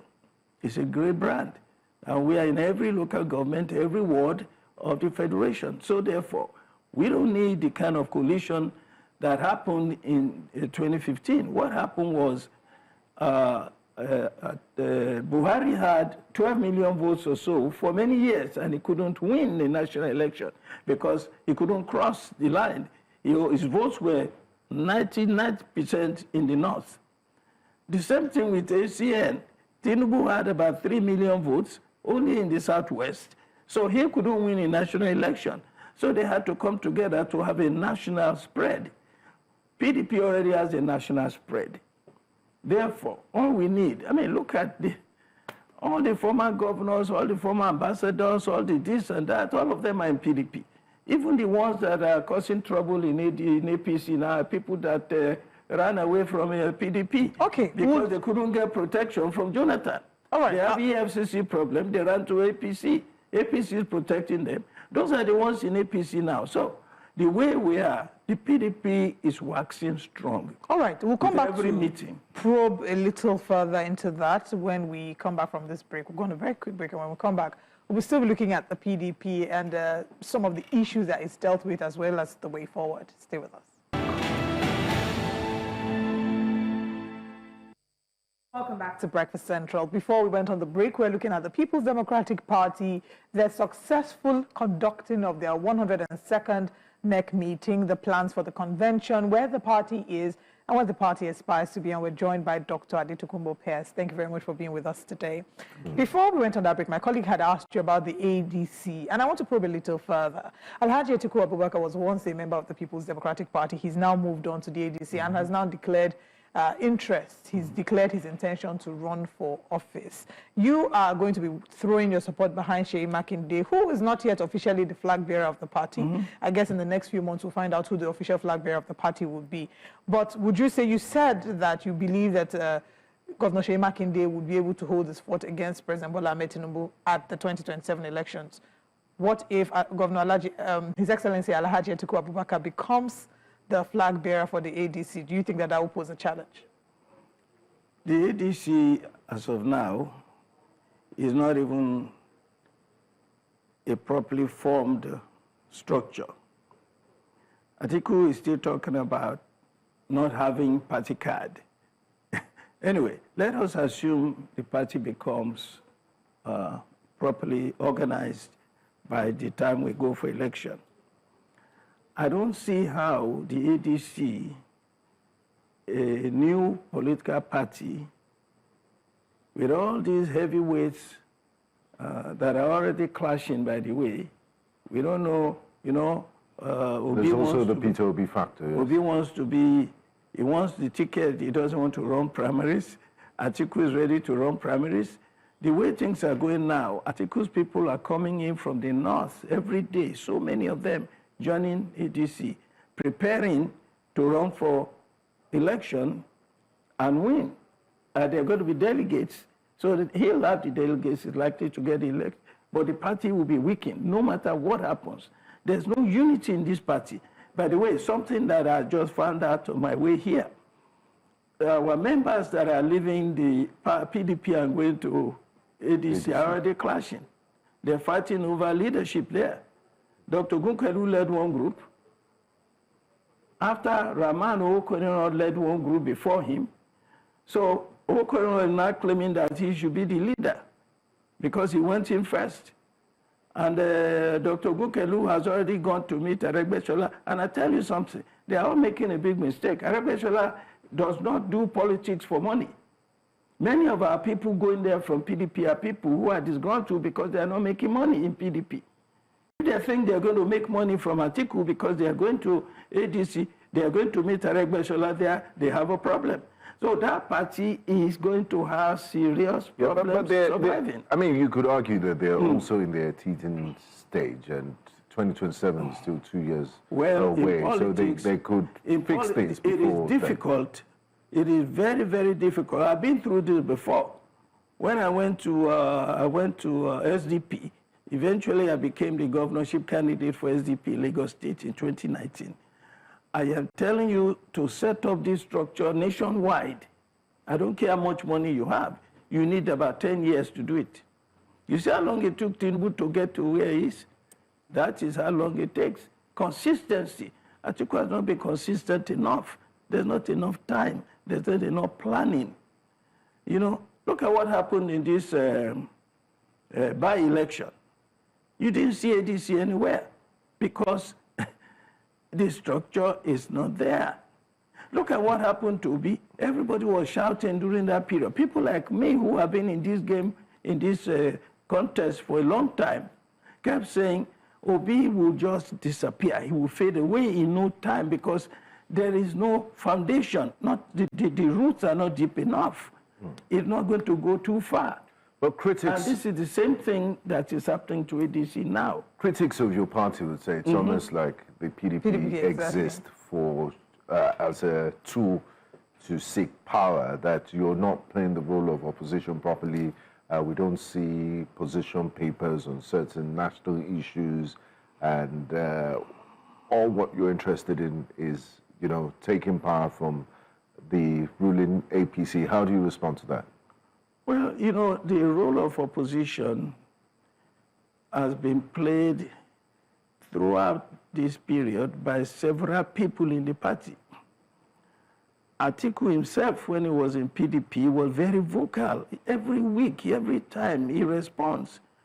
I forget his name, Ibe, his spokesperson, always writing. Our National Publicity Secretary, Olugunagba, always commenting. Myself, I'm in like 3 places at one time. We've been doing all this. You see, the difference between the PDP in opposition and APC in opposition is simply this. The PDP in opposition is a very organized, very disciplined, very democratic and civil way of doing opposition. When APC was in opposition, I remember Lai Mohammed. It was like war and falsehood, lies, propaganda, manipulation of information, discrediting people even when they were, and threatening to take over power. You remember, when they were in Rotimi Amechi, El-Rufai, Bola Ahmed Tinubu, they said that if Jonathan does not lose this election, they will form a parallel government. That's the kind of opposition they had. And it was overwhelming. It was overwhelming. They even brought in Boko Haram as part of their fight against this administration, to destroy the administration. Unfortunately, we, the PDP, we don't fight opposition in that way. We present our viewpoint. The key thing about the PDP is that the PDP is a party of restructuring Nigeria. Okay. It was Jonathan that brought this into the forefront, and it's become the language of development in Nigeria, restructure Nigeria for fairness, for equity, so that the Southeast will not be the only ones having only 5 states, when everybody has 6 or 7. Everybody will have the same number of states. You have in restructuring devolution of powers to the states so that they can use their natural resources to develop, so that Nigeria will become economically viable. We are following the system of the United States, and we are not doing what we should do. In the United States, every state has autonomy to a great extent. You have like 3 or 4 layers of security. That's the only way you can have security in America. In Nigeria, the same thing. But we are not doing that. So this is what the reform of our restructuring agenda, the PDP, is going to bring that to Nigeria, so that Nigeria can be a better place. Better security, improved economy, better good governance. That is all it's about. So when you say we want to take over, yes, we are desperate to save Nigeria from the terrible situation that we are in. Well, we wish the PDP all the best in this journey, because PDP has had this opportunity before. We don't know how Nigerians will rate how PDP fared before, but the ballot is around the corner, and we wish you all the best with the convention as well as plans for the future. Thank you very much, Dr. Adetokunbo Pierce, for joining us. Thank you very much. Thank you. All right, we'll be moving the conversation from here to talk about Alhaji Atiku Abubakar's intention to run for office, and we'll be joined shortly by his special assistant, his political assistant, and then we'll be exploring the conversations. Please let us know your thoughts. We're streaming live on YouTube at News Central TV, and we'll be right back after this break. As the in-person continuous voters registration exercise commences nationwide, centres within the Federal Capital Territory have joined their counterparts in other parts of the country to begin registration for eligible voters. The exercise, which followed the online registration, is expected to capture potential voters at all 37 INEC state offices, all 774 local government areas, in order to enable them vote during the next election. News Central's Aishat Salihu visited one of the centres and filed in this report. This phase of the registration exercise is targeting 3 major categories of Nigerians: new voters who have just turned 18 years old, eligible voters who are yet to collect or wish to transfer their permanent voter cards, and those seeking to replace lost or damaged PVCs. The time is now for Nigerians to come out and register, and shouldn't wait till the last minute, which unfortunately seems to be the character. I came for my PVC because my first time, and when I came here, I went inside and the process was no stress. It was very, very cool. So I come, I do my card, so I got bought the one where I like. The very first day they announced it, I think that was the day I booked online on it. And I think the process was so easy, and whatever thing they asked, I fill in and it worked very well. Unlike previous exercises that were marred by technical hitches and delays, residents say this rollout is largely seamless with no major glitches. Despite the smooth operations, turnout has been described as low. INEC, however, remains hopeful that eligible Nigerians will take advantage of the window in the coming days and weeks. They have been able to surmount some critical challenges. That is the way I've seen it. And they have been able to cope or manage the multitude of people that came for the exercise. In FCT, the exercise will be suspended somewhere around October or early November, within 90 days to the FCT elections coming up in February 2021. INEC is also using this opportunity to warn against multiple registration, which remains an electoral offense, while encouraging more citizens to register properly. With the 2027 general elections drawing closer, the exercise is critical in ensuring that every eligible Nigerian is given the opportunity to participate in shaping the country's democratic future. In Abuja, for News Central, Aishat Salihu.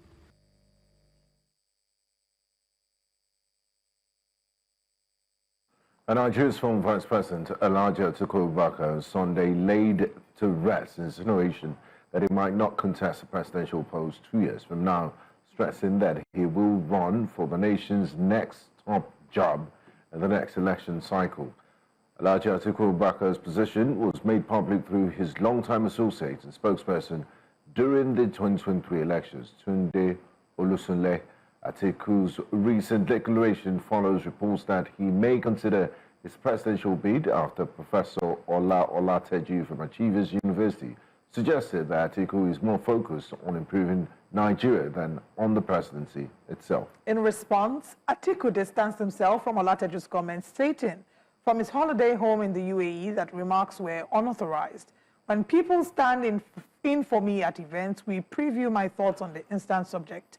In this particular instance, there was no engagement with me to distill my thoughts. Professor Olateju was not speaking for me, Atiku was quoted as saying. We'll be joined this morning for further discussion by the senior political assistant to Alhaji Atiku Abubakar, Mr. Demola Olarinwaju. Good morning, Mr. Olarinwaju. Thank you for joining us. Hi, good morning, Olive. Good morning, Bega. All right. Good morning. I don't know if you were able to follow the previous interview we had with Dr. Adetokunbo Pierce, and I did ask him his thoughts about Alhaji Atiku Abubakar declaring his intention to run, and you heard I'm hoping you heard his response. He talked about the ADC lacking structure and that the ADC would need about 10 years to establish structure, regardless of how much money they have. And off camera, he did also say that Alhaji Atiku has the potential to win the primaries, but not the temperament to win the elections. How do you respond to that? Dr. Tukumbo Pierce is somebody I've known for quite a while. Within his own sphere of influence in Lagos State, I think he has his voice is quite weighty, especially within the Lagos PDP. However, when it comes to national politics, I think it's a different ballgame. His Excellency Atiku Abubakar is a former vice president. He's well experienced, and Dr. Pierce's comment, he's well understood anyway by some of us who understand Lagos politics. We know what is going on, especially as regards the positioning for who emerges as our candidate in PDP. But I will say very clearly that His Excellency Atiku Abubakar is a man of many political parts, and he will draw support, not just from within the ADC, but also the PDP and the APC, if and when he decides to contest for that election. So it's not about ADC having structure. We saw what His Excellency Peter Obi did in the last election. It's about getting the votes. And we believe very strongly that with the present direction of the PDP, a lot of the PDP structure and some of those within the APC will definitely work for change in this country in 2027. Now, Demola, your principal, Alhaji Atiku Abubakar, has run for presidency 6 times. Critics say this is political fatigue masquerading as persistence. There's also talks about his age. So what makes this 7th attempt different? Does this not smack of desperation? No, I mean, it's simple. I've been married for quite a number of years, and I'm still married. I've been a friend to people for quite a number of years. I'm still friends to those people. I have certain aspirations in life, and I'm still on those aspirations, okay? We don't give up on our aspirations. We do what we want to do, right? His Excellency Atiku Abubakar has made it clear he wants to be the president of Nigeria. As long as he's healthy, as long as he's fit, he would always put himself forward. And so I think there shouldn't be any controversy about that, except the fact that it is politics and people will try to use everything they can use against you. So if I come out to contest for president, they will tell me I'm too young. But if somebody who's older comes out to contest and say that person is too old, you know, so it's politics. We understand it. Okay, if your opponent is young, you say, oh, he's inexperienced. If your opponent is old, you say, oh, he's weak and tired. So we understand when people say that, we understand the place of politics where he's coming from. As far as I'm concerned, you know, his aspiration is very clear. His aspiration is long-standing. He is running not just for himself, but to improve Nigeria. And for me, particularly, Benga, I think the present government is a confirmation that Atiku absolutely needs to be in this race, because this is a government that is trying to implement the manifesto of Atiku Abubakar. When they were asked, why did you remove fuel subsidy? The best answers they've been able to give is to say, oh, it was in Atiku's manifesto. If it was in Atiku's manifesto, then let Atiku come and do the job, because he can do a better job. You don't just remove fuel subsidy without deregulating the market.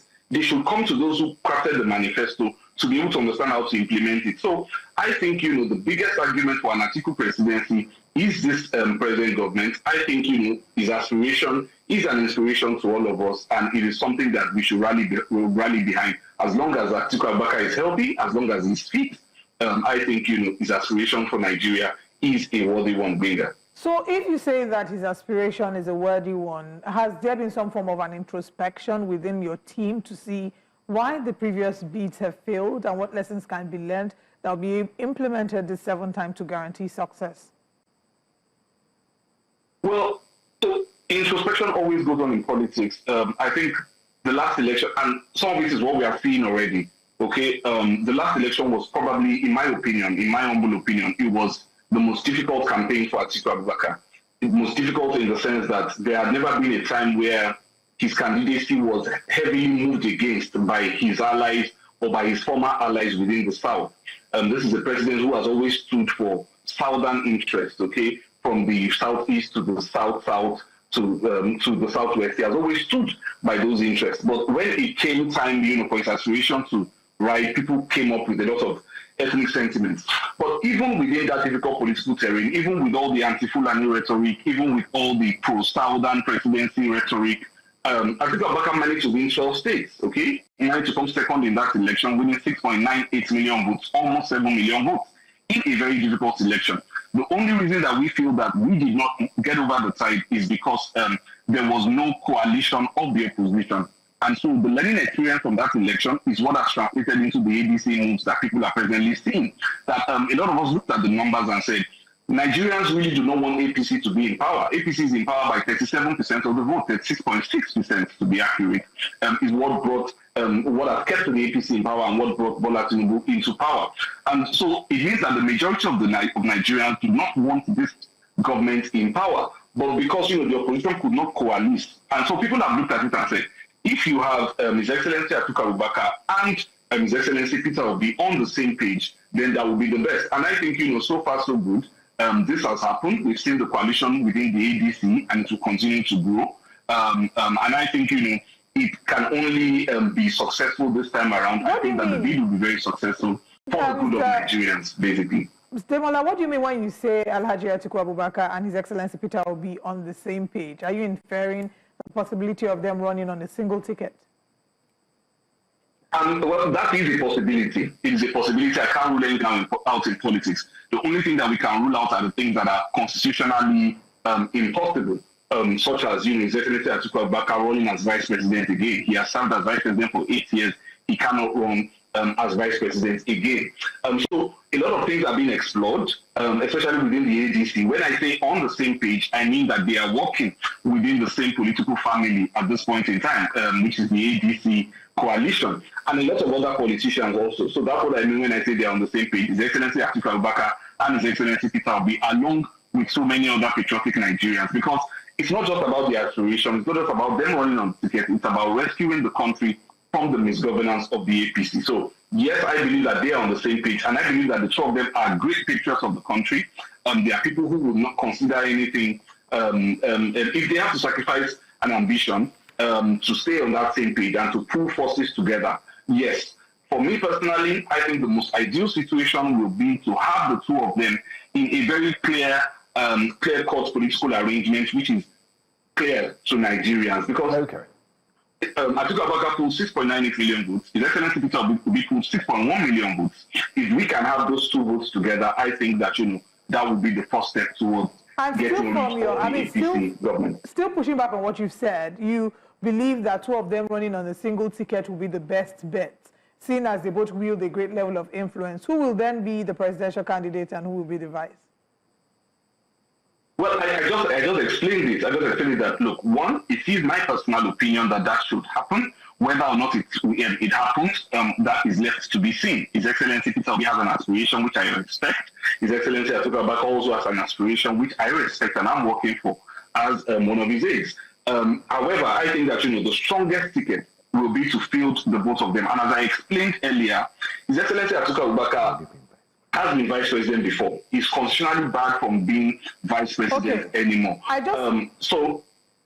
All right. I just wanted to clarify that because obviously the obedience will be watching this, and we've seen them speak so strongly about the fact that for their principle is presidency or nothing. No, let's just before let you go. I think just chipping in, I think His Excellency Peter Obi has been very clear that he is a patriot, and nobody expected him to come this far. Okay, people thought he was going to try to go it alone again. Nobody expected him to be in a coalition. He has demonstrated extreme patriotism by that. I think at this point, the most important thing would be the ideas that he wants to implement, that what are the key areas of the economy where he would have direct oversight. His Excellency Atiku Abubakar was a very strong vice president. He was chairman of the National Economic Council. Some of the legislation that we have today is from his tenure as vice president. In fact, Atiku Abubakar has never had anything in public office beyond that 8 years, those 8 years of vice presidency between 1999 and 2007. And since then, he has remained politically relevant by reason of being that vice president. So I think, Okay. Now, finally, Demola, before we let you go, there are two things that seem to be working against your principle as he seeks to rescue Nigeria. He says, he's been quoted as saying that Nigeria under the current president is under intensive care. Your principal is going to be 81 in 2027, November 2027 to be precise. And also, there are people that point to the fact that he doesn't respect gentlemanly agreements, that he contested at the back of an 8-year northern presidency of late President Buhari, and President Tinubu is currently in his first term as president. That looking at that gentlemanly agreement that we've had, although it's not in the Constitution, that power should rotate between the North and South every 8 years, that he will be violating those principles. How do you respond to those two concerns? I think it's very clear. Look, this idea of North and South in Nigerian politics is not exactly clear because there is really no South in terms of it. Okay, so people talk about Southern presidency. Olusegun Obasanjo had 8 years from 1999 to 2007. His Excellency Yemi Osinbajo had 8 years as vice president from 2015 to 2023. Now you have Bola Tinubu running his first 4 years, and likely to run for a second 4 years. Where does that leave the Southeast within this political configuration? The Southeast has never had any time, either as president or as vice president. So this Southern agenda that seems to only favor one section of the South, I think people need to probe it. And I think people need to stop lumping it all together under the idea of South. His Excellency Atiku Abubakar has always been consistent in forming alliances, especially with the South. He has always risen to defend interest in the South, and that has always been clear. However, his presidency goes beyond whether it's North or South. And I think that Nigerians should be honest with themselves. I think those who say those things should be honest with themselves. Look, we are all facing reality of living in Nigeria, okay? We are all facing the challenges of living within Nigeria. And we all buy things at exorbitant amounts. If I see a Fulani man who's going to give me 1 million naira, will I reject it because it's not coming from the South? So why would I reject good governance when good governance wants to come from the South? So I think Nigerians need to remove their minds from these, ethnic things. Am I buying petroleum cheaper because I'm from the South? Or am I buying food cheaper because I'm the Yoruba man like Bola Tinubu is? So I think people need to balance these things and realize that, look, it's time for us to put aside these ethnic differences, whether it's from the North, whether it's from the South, whether it's from the Southeast. It doesn't matter. What we need to agree on is that this government has failed, and this North-South argument should no longer be pushed forward. Thank you so much, Demola Olarawaju, for your time with us. I believe we still have a lot to unpack, and we'll definitely engage with you in the nearest future. Just before we let you go, are you still a member of the People's Democratic Party, on a personal note? Oh, no, I'm not. I'm no longer a member of the People's Democratic Party. I've resigned my membership following my principal. And it's always a pleasure to be with you, Benga. And are you with the ADC now? Not yet fully. I'm not yet fully, but I fully support the coalition of the ADC. Okay, fantastic. Thank you very much. Thank you for clarifying on that. All right. Yes. We'll go on a quick break, and when we return, it will be time for breakfast headlines. Do stay with us.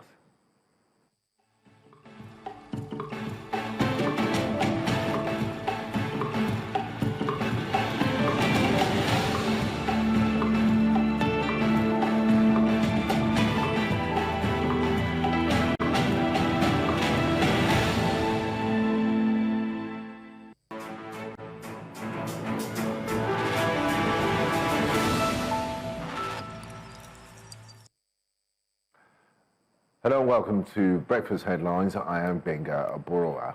We begin with developments from the National Executive Committee meeting of the People's Democratic Party, PDP, which held in the nation's capital, Abuja, on Monday. In a major political move, the party has zoned its 2027 presidential ticket to the south, confirming Ambassador Umar Damagum from the north as its substantive national chairman. These decisions were among several far-reaching resolutions reached during the 102nd NEC session as the party seeks to strengthen internal balance and reposition itself ahead of the next general elections. Ambassador Damagum, who had been serving in an acting capacity since 2023, will continue in the role until the National Elective Convention scheduled for November 15th and 16th in Ibadan, Oyo State. According to a communique issued by the National Publicity Secretary, Debo Ologunagba. The NEC also unanimously approved the report of its zoning committee, retaining all national officers in their current regional locations. The party also called on its members to embrace reconciliation, but put past challenges behind it and work towards the unity within the party. The recent by-election revealed a familiar pattern of intimidation, harassment, and attempts to subvert the will of the people through the ruling party. Yet, despite this, the PDP prevailed, flipping a constituency previously held by the ruling party. This victory is not just symbolic, it is proof of our resilience and a forestep of what will happen in 2027. Unity is not a mere slogan. Rather, it is the lifeblood of any political organization. Without unity, progress is stunted. We must relax or regulate certain party laws to accommodate genuine interests and reintegrate those who truly desire to return. No political family thrives on endless exclusion. If we are to stand strong in 2027, we must make room for healing and for fresh beginnings. And still talking politics, the Edo State chapter of the All Progressive Congress, APC, has suspended its 2023 Edo South candidate, Valentine Asuwen, over alleged anti-party activities. According to the APC State Publicity Secretary, Peter Uwade Igbenigi, the suspension was carried out in line with the party's 2022 constitution. He said Asuwen's actions were found to be capable of inciting division within the party and will not be tolerated. The party warned that any act of indiscipline or disloyalty would attract strict sanctions, urging members to remain united and focused on the APC's goal ahead of the upcoming political season. As Nigeria prepares to mark its 65th independence anniversary, the Kano state government says it is ready to play a key role in showcasing the country's economic and tourism potential during the celebrations. The State Commissioner for Information and Internal Affairs, Ibrahim Wike, disclosed this while unveiling a planning committee made up of military and paramilitary agencies in the state. He emphasized the importance of honoring the labor of Nigeria's past heroes and highlighted Kano's commitment to ensuring the event is both memorable and impactful.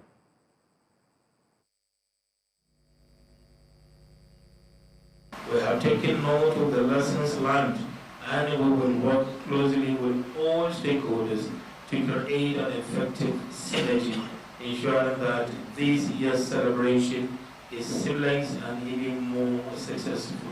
We will provide the necessary support and resources to overcome any obstacles and make this event a memorable one.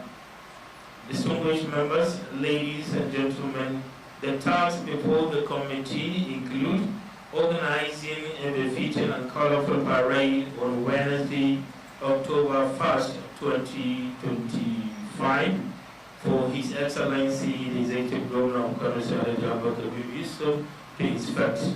Organizing a public lecture before the D-Day to mobilize citizens to participate in the celebration. Organizing special prayers for peace and prosperity in our dear state and nation at large in view of the current security challenges bedeviling our country. In answering flood matters, the federal government has warned that 9 states and 15 communities across the northern region may experience heavy rainfall that could trigger flooding between August the 25th and August 29th, 2025. The states and communities likely to be affected include Abakumbo, Mubi, Shelenge in Adamawa State, Azare Jama'a in Bauchi State,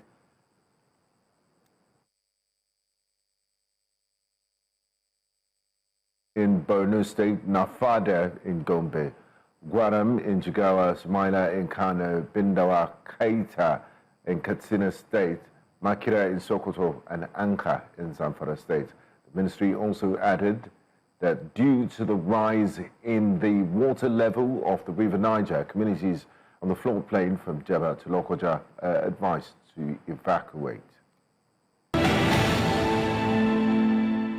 You're welcome back to Breakfast Central. We're going to be connecting with the Benue State House of Assembly as they'll be having an executive meeting this morning. We have our correspondent, Chizobia Anyonwe, who's on ground to give us live updates. Good morning, Chizoba. What's the update with the Benue State executive meeting expected to happen this morning? Good morning, Oliver, and thanks for having me.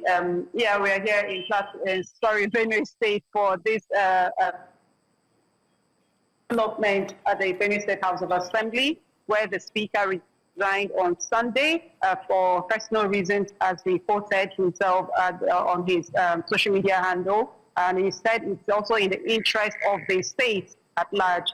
And so immediately after his resignation at the executive session of the House, there was a need for an emergency sitting where some 4 members of the House that were earlier suspended on the basis that they were behind an impeachment move on the same speaker that had just resigned. And so when they were called back, the emergency sitting had to hold so that the House wouldn't go on without any speaker. And so after then, a new speaker emerged in the person of Beggar Mbaga. And so after that sitting, the House said the sitting plenary will resume today. And so we are here at the House of Assembly to see what is happening. And so if you can see behind me, you will see some police trucks and vans there. That's the main entrance to the House of Assembly here in Benue State. And we're expecting that sitting will begin any moment from now. And so that's when development would come up. While some members of the House hold the sway, saying that there's no chaos in the House. I mean, it's normal political exercise going on, you know. Some others still say that there is chaos in the House, and that is why I guess this security we are seeing behind me is here to stay put to make sure that there's no breakdown of law and order. No one is foreseeing it, actually. I've spoken to a number of people off camera, and they are insisting that there's peace in the House. And if that is the case, I mean, some people are worried that you have this kind of setting at the entrance of the House of Assembly where you have the police vans, the police personnel on the ground. But, I mean, no one wants to give anything to chance.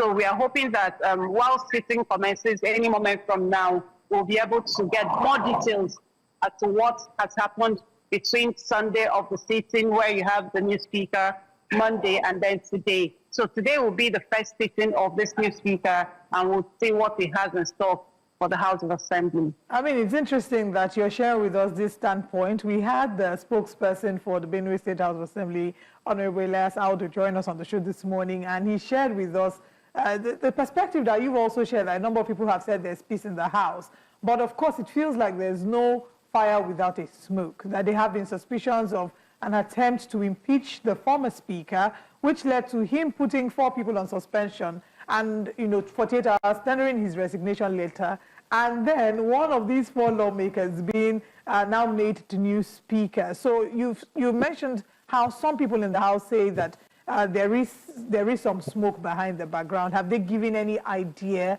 what these issues might be?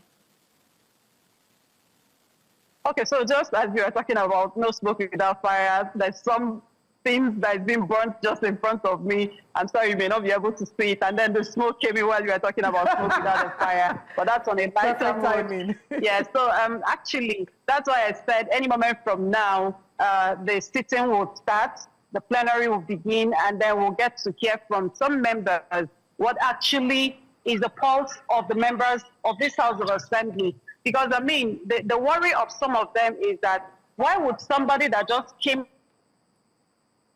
suspension be made a Speaker of the House when he was seen to have been breaching the law by trying to impeach the former Speaker?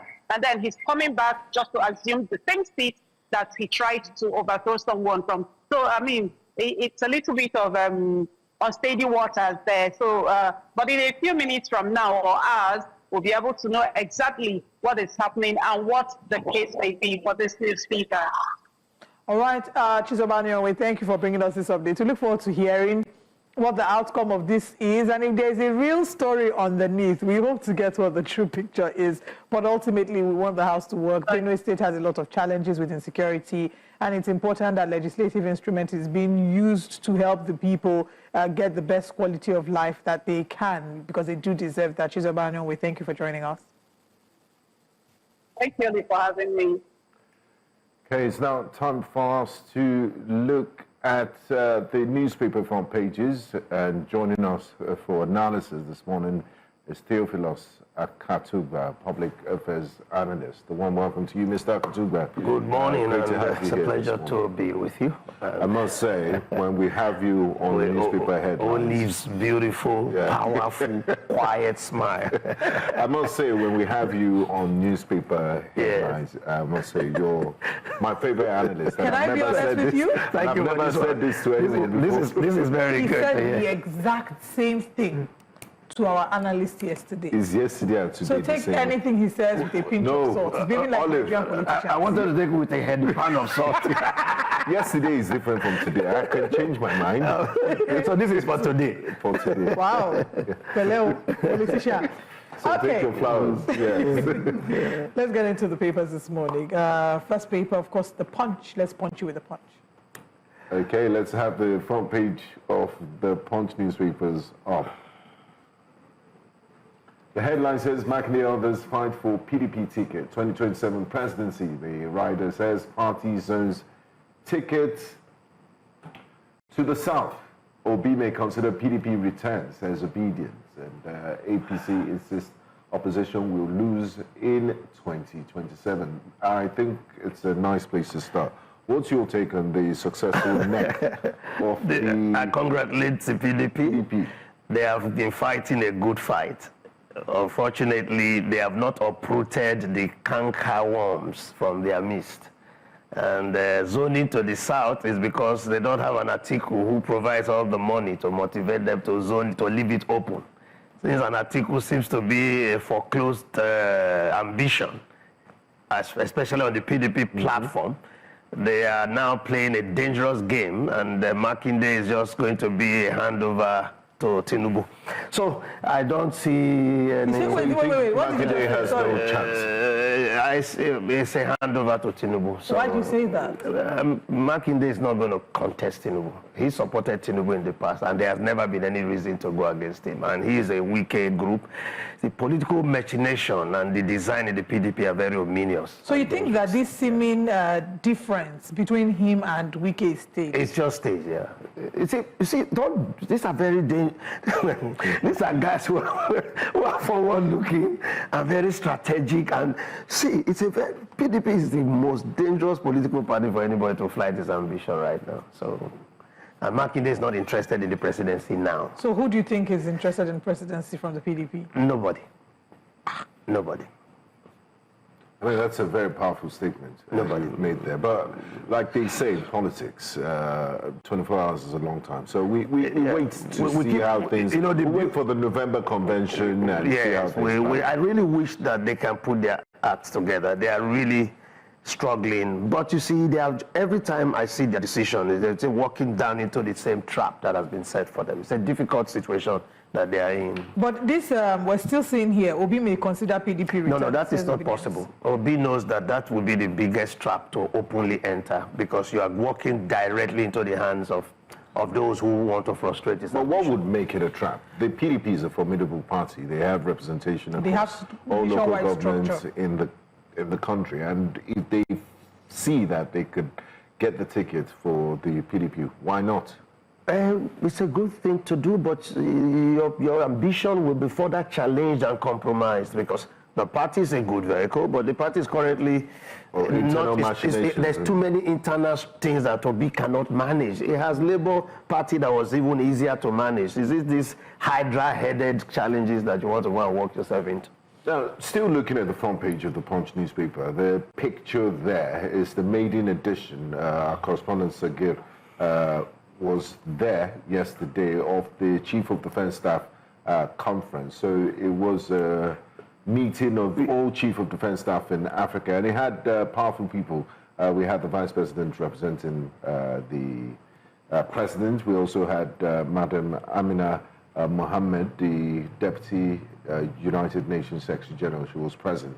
And it says ECOWAS to raise $2.5 billion for 260,000 man counter-terrorism force. Is this doable? This is a beautiful thing. From my own observation, I'm really impressed with the Chief of Defence Staff, right? Yes. Is it Musa? Christopher Musa. Yeah, I like his democratized mind, the way he speaks about the military, the way he speaks about security, and he engaged the citizens. For the first time, I hear campaign in the media that the military is for Nigerians and Nigerians should work with them. That's very positive. And so I am hoping that, because you see, the terrorism issue is not no one nation in the African continent can solve it by itself, because the terrorists are traveling. They are moving from around the borders and they sneak into other countries. They move. So we need to bring. There must be a concerted effort, and so that conference is long overdue and is highly commendable. And I really like the representation. It was really a beautiful thing to see, and I hope that all of them will have, you know, the colonial masters have always stifled the hands of Africa in true unity and true collaboration. So while the Anglophones are going left, the Francophones are going the other way, the Portuguese Africans are moving in that direction and listening to their colonial masters on what to do. They need to be more sovereign and know that nobody else will save Africa except Africans. All right, as we prop further into the front pages of the newspapers, the numbers to call on your TV screen if you'd like to share your thoughts on any of the stories, you want to react, you want to make a comment, you want to disagree. It's okay to disagree. The numbers to call are on your TV screen. Let's have a conversation with you as part of our virtual analysts. We're still looking at the front page of the Punch newspaper, and National Association of Nigerian Students have threatened to shut down government infrastructure if the strike persists. It said NANS vows critical assets shut down over ASU's strike threat. They've accused the federal government of endless promises and insincerity and saying that it's obvious that strike actions only inflict pain and suffering on the children of ordinary Nigerians, the masses. So NANS is on the side of the lecturers. Absolutely. Students and lecturers. They say we demand that the federal government, without delay, meet its obligations to ASU and resolve all outstanding issues. Enough of the endless promises. When I saw that, I laughed because I just smiled because this is one of APC's major achievements, to have kept the universities running uninterrupted. And all of a sudden we hear this coming out. And we also hear again NAS. The question is, which of the NAS is in support of this ASU? Which of the NAS? I hope so there's factionalization. Yes, I know there is. Oh, if they say NAS is in support of their lecturers, it's a good thing. They must fight for better conditions of service. All right, let's hold on. Whatever we have achieved so far, which is whatever the APC has achieved, could be damaged if they don't move fast to resolve this. All right, let's hear from Godwin. He's calling from Abuja. Good morning, Godwin. Thanks for calling. Please go ahead. To Africa. Morning to the team. Very wonderful discussion is going on. I agree with my brother, Akatuba, the Wike and Governor Martin issue is just a ploy. They are just trying to play on our side. You understand? Those guys, they know what they are doing. So it's still going to play out before November, like you guys rightly said, 24 hours in politics. It's a very, very long time. So it's still going to unfold. But the good thing is this, I'll just advise President Jonathan and Obi to just be very careful and stay clear of PDP. Because those guys, just imagine the governor of Osun State has openly endorsed the incumbent president. Governor Martin in the last election, he supported the president. Our good friend, Minister Wike, is in PDP, and openly he has not denied the fact that Tinubu or not in 2027. So it's in PDP that is going to salvage them from this election. So everything is just organized to make sure that whoever comes in, that PDP is going to be the anchor people that are going to bring in the president back in 2027.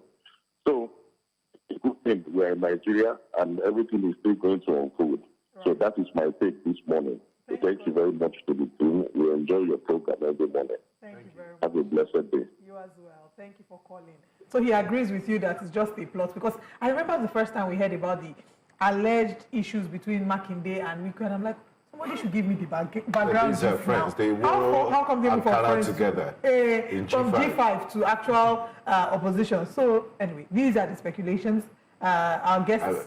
Exactly. There's speculations at this time. As newsmen, we take things on the surface level. As far as I'm concerned, they are fighting. They're not saying two fighting. Yes, two fighting. Okay, so you have said that NANS, this has the potential to triple what the APC has achieved so far if the government doesn't step in. All right. Let's quickly jump into the Guardian newspaper and look at the front page. On the front page. How about the external debt story? External reserves projected to hit $45 billion. It's currently at $40 billion. Yes. No, as of last Tuesday, exchange reserves was at $41 billion, the highest level recorded in 44 months, according to CBN data. They said that the appreciation in the reserve signaled the significant recovery following depletion driven by external debt repayments. So we have high external reserves, but people are still complaining of multidimensional poverty, and cost of living. So Nigerian poverty is because of lack of productivity. The reforms are giving comfort to government, and if our government is healthy, it's expected that it should trickle down. Yes. It's a trickling down that has not been achieved, because what we need to trickle down, we don't have those structures yet. Industrialization. Yeah, but that will take place. Economic activity. Yeah, those will happen when the comfort, the investing community see a sustenance of these indices that we are showing. I see the president going in for 100 billion by the end of his tenure. That is what, the moment he came into office, I knew he was going to build the reserve to close to 100 billion. That is what I look at that figure. So when they are projecting already this kind of figure, I know that it's good. It's good for investor confidence, for those who trade with us. But you know, Nigerian poverty is bedeviled by long years of unproductivity. We were a consuming nation, we were feeding consumption, but we're not feeding production. So that was why Peter Obi resonated when he speak about production. Production will come only after all the factors that support production are already in place. You can't have this kind of electricity challenges and think that production will immediately just come in. You can't have the level of subsidies we're operating and you're able to produce. So all of these things need to be properly done, then it will affect the people. But for now, we need to tighten our belt a little longer. The hunger will not abate soon. Okay, let's quickly move to the next paper, The Guardian. A big story that I'm very excited about, and I want Mr. Katuba to respond to. 2027, Atiku signals interest as PDP heads for showdown with Tinubu. I want us to talk about Alhaji Atiku's influence. You talked about how the PDP has now zoned to the south because the Atiku problem has, quote-unquote, been solved. Yeah. Today, we've had a conversation with Dr. Adetokunbo Pierce, who believes that Alhaji Atiku Abubakar has a machinery to win the primaries, but not the temperament to win the election. However, his political advisor, Demola, senior political assistant, Demola Olariwaju, joined us on the show as well, and strongly believes in an Atiku-led ticket. Says the Atiku and Obi together will be a machinery that has the potential to win the elections in 2027. Your thoughts? Well, that argument is actually insulting to Obi. For you to, that kind of argument for you to say an Atiku Obi ticket, that ticket has been flown before in this country and it failed. So Atiku is not a candidate that appeals to Nigerians. He appeals because even in the party doesn't need to appeal to them. Once he appeals to the pocket, he gets the delegates. Yes, because the delegates of all the political parties, they are delegates only because of that bumper cash they will take home.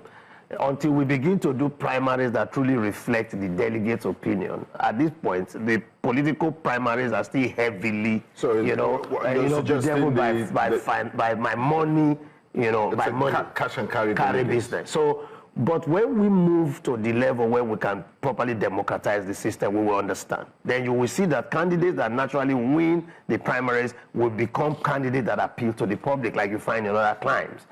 So for me, Atiku's interest in the presidency is having a great time contesting election. He's an old man who has a lot of resources, and this is the only exercise, just like those who go to gym. This is his gym. I'm going to play golf. Atiku plays golf with politics. And he said he will keep contesting to the end. He will be 81 in 2027, just to put that in. Yeah, it's not about Nigeria, it's about that game that he enjoys. And I suspect, let me tell you this. One of the big things that I suspect Atiku could do at any moment, if PDP zones to the south, and then ADC didn't give him the ticket, he will support Tinubu to frustrate the two agenda.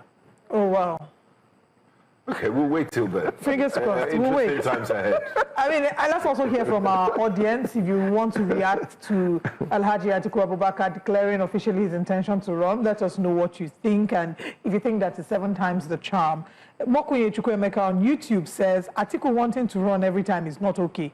Man should take a chill pill. He's not taking a chill pill, Chukwuemeka. He's going to a gym to his golf course. Okay, still on the front page, U.S. defends new social media vetting for visa applicants. Family laments poor emergency response as woman dies in Lagos Lagoon crash. Did you see that story? I saw the story, but I didn't go through it. So I don't know. Was it an accident? Yes, it seems that there was an accident. I'll come into the details of that. The United States, relying on social media is a welcome development. A lot of us thought that the social media was such a useless medium, that whatever we do there doesn't count or matter. I actually recommend it as one of the first places to look at if you are trying to employ anybody. You should be able to know the orientation, the makeup, and the characterization of the person, and all of those is expressing in the social media space. So the U.S., if they really want to protect their country and ensure the right people come to their country, they would like to see your orientation, your inclination. But isn't it an overreach in terms of freedom of expression? I mean, I, for one, I'm very critical. Of you are free. I'm very critical of the United States for arming and supporting a current genocide and the killing of journalists in Gaza.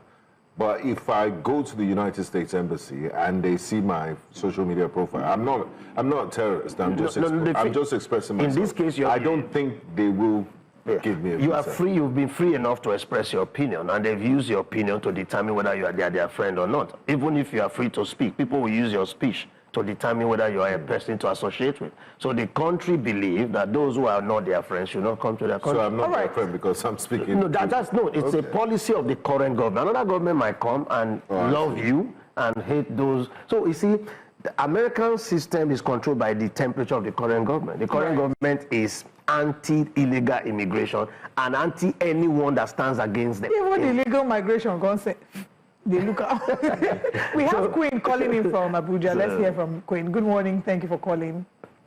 Thank you. Hello? Hello, Queen. Good morning. You're in the seat of power in Abuja. Talk to us. I have a feeling you're calling about the Atiku story. I'm not sure, but go ahead. Please. A quick one. I just want people to advise Atiku. She just step down and be the father to oversee all these affairs.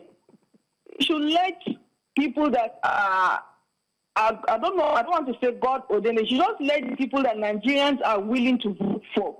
She just let them come to the light and bring themselves to the light to be voted for. He should sit back and be a consultant, maybe advise people from his house or somewhere, from his office, or maybe from the back where he's always at. So please, it's just an advice. A harmless one at that. Thank you. Okay, thank you, Queen. You say harmless one at that. I mean, he's a citizen of Nigeria. He has every right to contest. So it's left for you to vote him. His interest in the presidency is, we hope, and there are lessons from President Muhammadu Buhari. If he had given up, if he had followed an advice like Queen, maybe on a second or third attempt, he would have never been president. He did it 4 times. Right. And this will be Alhaji Atiku Abubakar's 6th attempt. Atiku has the right to go. Nigerians might feel too frustrated and decide to give the presidency to whoever else, because there's always a slogan that says everyone else, everybody but this. But they did it with Jonathan. Because anybody that is Jonathan. when we consider only what we go through currently. Okay. In every journey of life, we must look at the big picture. I do want to talk about But in hindsight, how did we fare? Post anybody but Jonathan. And the same people that said anybody but Jonathan are the ones calling Jonathan back. Yes. And saying that Jonathan should come back. It's life. It's life. Nothing but a pot of soup. I want to talk about the story that I mentioned earlier. Family laments poor emergency response as woman dies in Lagos Lagoon crash. So apparently the Lagos Lagoon, the vehicle had crashed into the lagoon. The family says that Marine police were there, last mile was there, but apparently they were not adequately trained to be able to carry out any rescue. That they didn't even make moves to try and rescue her. That the local fishermen that were there requested for 400,000 naira to bring out her body, because they were desperate to be able to give their daughter a proper burial. They paid to have that happen. So imagine the double jeopardy of having to grieve the fact that you've lost your child, then paying money to get her body. It's just really sad. I mean, I think we should even do better. I mean, those local fishermen, I understand their economic condition, but where did why do you put monetary value humanity. to humanity? It's really sad and terrible. Yeah. It's extortion. Well, I always tell you about the quality of the citizens. People. So in anything we do, if you don't take care of the fundamentals, every other thing is just a challenge. When was this And time again, when they should not be too, I think they're a bit emotional. They should not also be too hard on the first responders, those who came there.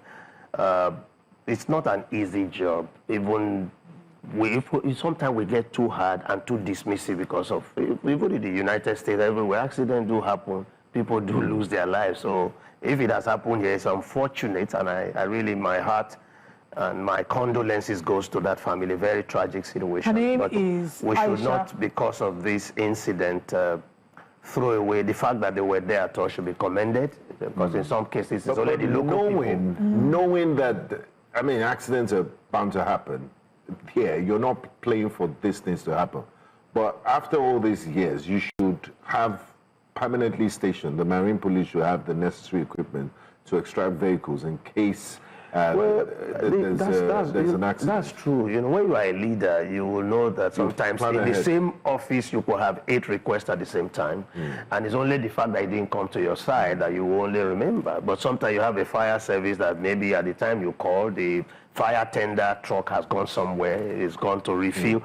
The challenges are enormous. We do not have enough yet. The country is still a developing country. So And over the weekend, on Sunday, some young Nigerians were racing after the Yes, on the Shady Third Mainland Bridge. I saw that video. And it led to serious loss of Accident and loss of lives. lives. I mean, people should be... Yes. After the they probably have consumed Very alcoholic beverage. Very irresponsible Unnecessary, behavior. avoidable death. Avoidable death. And when things there like was that a happen, dump all of them truck. should be made to face, because what you've done is reckless. You've endangered not just your lives, but the lives of all the users of the bridge. And There was a what should be stationary an dump example truck on the bridge, and I think they probably saw it late, and it led to a multiple chain-off. But if you weren't speeding, that's why they say speed kills. At 80 kilometers on that bridge, that's what... Just to mention that the young woman who unfortunately lost her life is a 27-year-old woman. Her name is Aisha Maikudi Ibrahim. She died on Saturday after her car reportedly somersaulted and fell into the Lagos Lagoon from the Third Mainland Bridge. She was, her family says that she lived in Bagada and was returning from an event in Ikoyi where she was a vendor. Had called her family to tell them she'll be home in 20 minutes. And when they didn't hear from her around 1 a.m., I think she called them at about 1 a.m. And then by 2 a.m., nothing, 4 a.m., nothing, 6 a.m., they set out to look for her. And then they found the site of the accident. What a terrible way. But we must learn as a people not to prioritize money over And then humanity. speed limits should be maintained. Because I mean, we don't even know what happened. If you're at 80 kilometers per hour, it's controllable. We can't say what happened. We don't know if somebody hit her and ran away and she veered off. Oh, we yeah. don't know what the Who hit at details... the back, yeah, exactly. We don't know what But the there are details are. CCTVs. I mean, I'm sure the family is looking at... I'm sure they are looking at all this. Yeah. And we hope that the family can find some form of comfort in this really incredibly difficult time. Okay, I'm hoping that let's quickly take in the final paper this morning. Daily Independent. Excitement over 5G wins as it faces investment challenges. Only 5 million subscribers connected in 3 years. Mafab dormant. You failed your party and Nigerians. APC mocks PDP governors. Lawyers hail Mba's transformative leadership giant strides in 2 years. Nigeria, Brazil set for direct air link. Interesting. That's good news. They signed bilateral air services agreement, so you can fly directly from Lagos to Sao Paulo, Abuja to Sao Paulo. So, and I'm excited. Brazil is one country. It's part of the BRICS, and they're also drumming this talk of a multipolar world. So the world does not evolve around the Western axis, United States, France, Britain, and Germany. There's more to the world than those countries. So it's nice to see us doing deals like this. But America is a jealous lover. When they see you, I mean, Trump even threatened higher tariffs for countries that are joining BRICS and that are too buddy-buddy. So where does this leave us? Well, the Americans are our friends too. Yeah, this is the kind of attitude that Nigeria presents. It's not we're looking after ourselves just like America is looking after itself. And America is only protecting its dollar. And anyone that targets his dollar is an enemy, not anyone that attempts to build himself. So Nigeria is looking for partners to develop its country. And you know, Brazil is very good with agriculture. They've really, really made giant strides in terms of great research work and great development in agriculture and in livestock and all of that. You know, this is a country that beats Britain's GDP and put Britain behind, is the United Kingdom behind in GDP. So for Nigeria to identify that and go after that is commendable, and I hope that we begin to see the benefits of all of these agreements. You know, Olive, you might just be changing your next vacation from London to Sao Paulo or Brasilia. That's I would, and we would dance samba on the I beach. would happily go, you know what I'm saying? And it's sunny in Brazil, it's the tropics, so you don't have to deal with cold weather and racism. Okay. Yes. All right, there's still some other front pages here. Some stories still on the front page. PDP, okay, I've said it. Oh, PDP governors tackle ADC for criticizing their Zamfara meeting. Sanu accuses federal government of introducing salary disparity in varsity system. PDP zones 2027 presidency to south, chairmanship to north. Confirms Damagum as substantive chairman, holds next NEC meeting October 15th. We cannot, so there's another NEC before the convention in November. Yeah, if you look at the 5G invest situation, yes, you know, this is very high, you know, quality service that you need a lot of resources to enjoy. Even the technology to appreciate it. We have it in one of our businesses, and we notice that when you switch onto the 5G, it consumes your data with the speed of light. And then you are forced to switch back to 4G in the same device. So at the end of the day, it's a very expensive, you know, system to enjoy, to use. And when you don't have people that have the buying power, you know, my daughter used to tell me that the research they have is that many Nigerians are poor. She worked in the bank, and she was always telling me that there are too many poor people in Nigeria, that everyone looks good, but there's poverty. Look at the banks. How many Nigerians have 500,000 sitting in their account steadily for a month or two? They said that number is also very low. So we need to do a lot to build the middle class. And the purchasing If you can have the middle class flourishing, then purchasing power will come back again. And that is what we need to do. Using the population as, you know, as a positive, you also need, it's not just high numbers. No, it's not the numbers. You need Nigerians that are economically viable. Of that population. Because you need a 5G enabled phone to be able to enjoy 5G. I think this one is still on 2G. Well, now only on 1G in that case. Okay, I think we've come to the end of today's newspaper analysis. Right. Let's see if there's any story that I have missed out on. Osun Lagos lead has 1.3 million complete voter card pre-registration. Okay, that's great news. And that thing, I want to speak about it. The voter registration is going on now. Low turnout is recorded in the southeast. Until they say that is like a low turnout is already recorded in the southeast. I'd like to call on southeasterners now, change this particular report so that the southeast will have high turnout by the time the exercise ends. Because this is the crux of the matter. Voters don't just appear on election day. They appear based on those who register. Right. So register. It's a clarion call. All right. Now, with these few notes of ours, we hope we've been able to convince and not confuse you that it is important for you to go and get registered. Thank you very much to everyone who has joined us, to all our guests in studio, virtually, our virtual analysts who've called in on the show, as well as those who constantly engage with our content, not just on YouTube, but on X and every other social media platform. We'll see you again tomorrow. I'm Olive, MOD. Thank you very much for being a part of this broadcast. I would like to say a big happy birthday shout out to my dear son, Aiden Aborowa. He turns 14 today. Aww. Daddy loves you. Continue to be that wonderful boy. Happy birthday, Aiden. Thank you. From all of us here. So happy see you birthday tomorrow.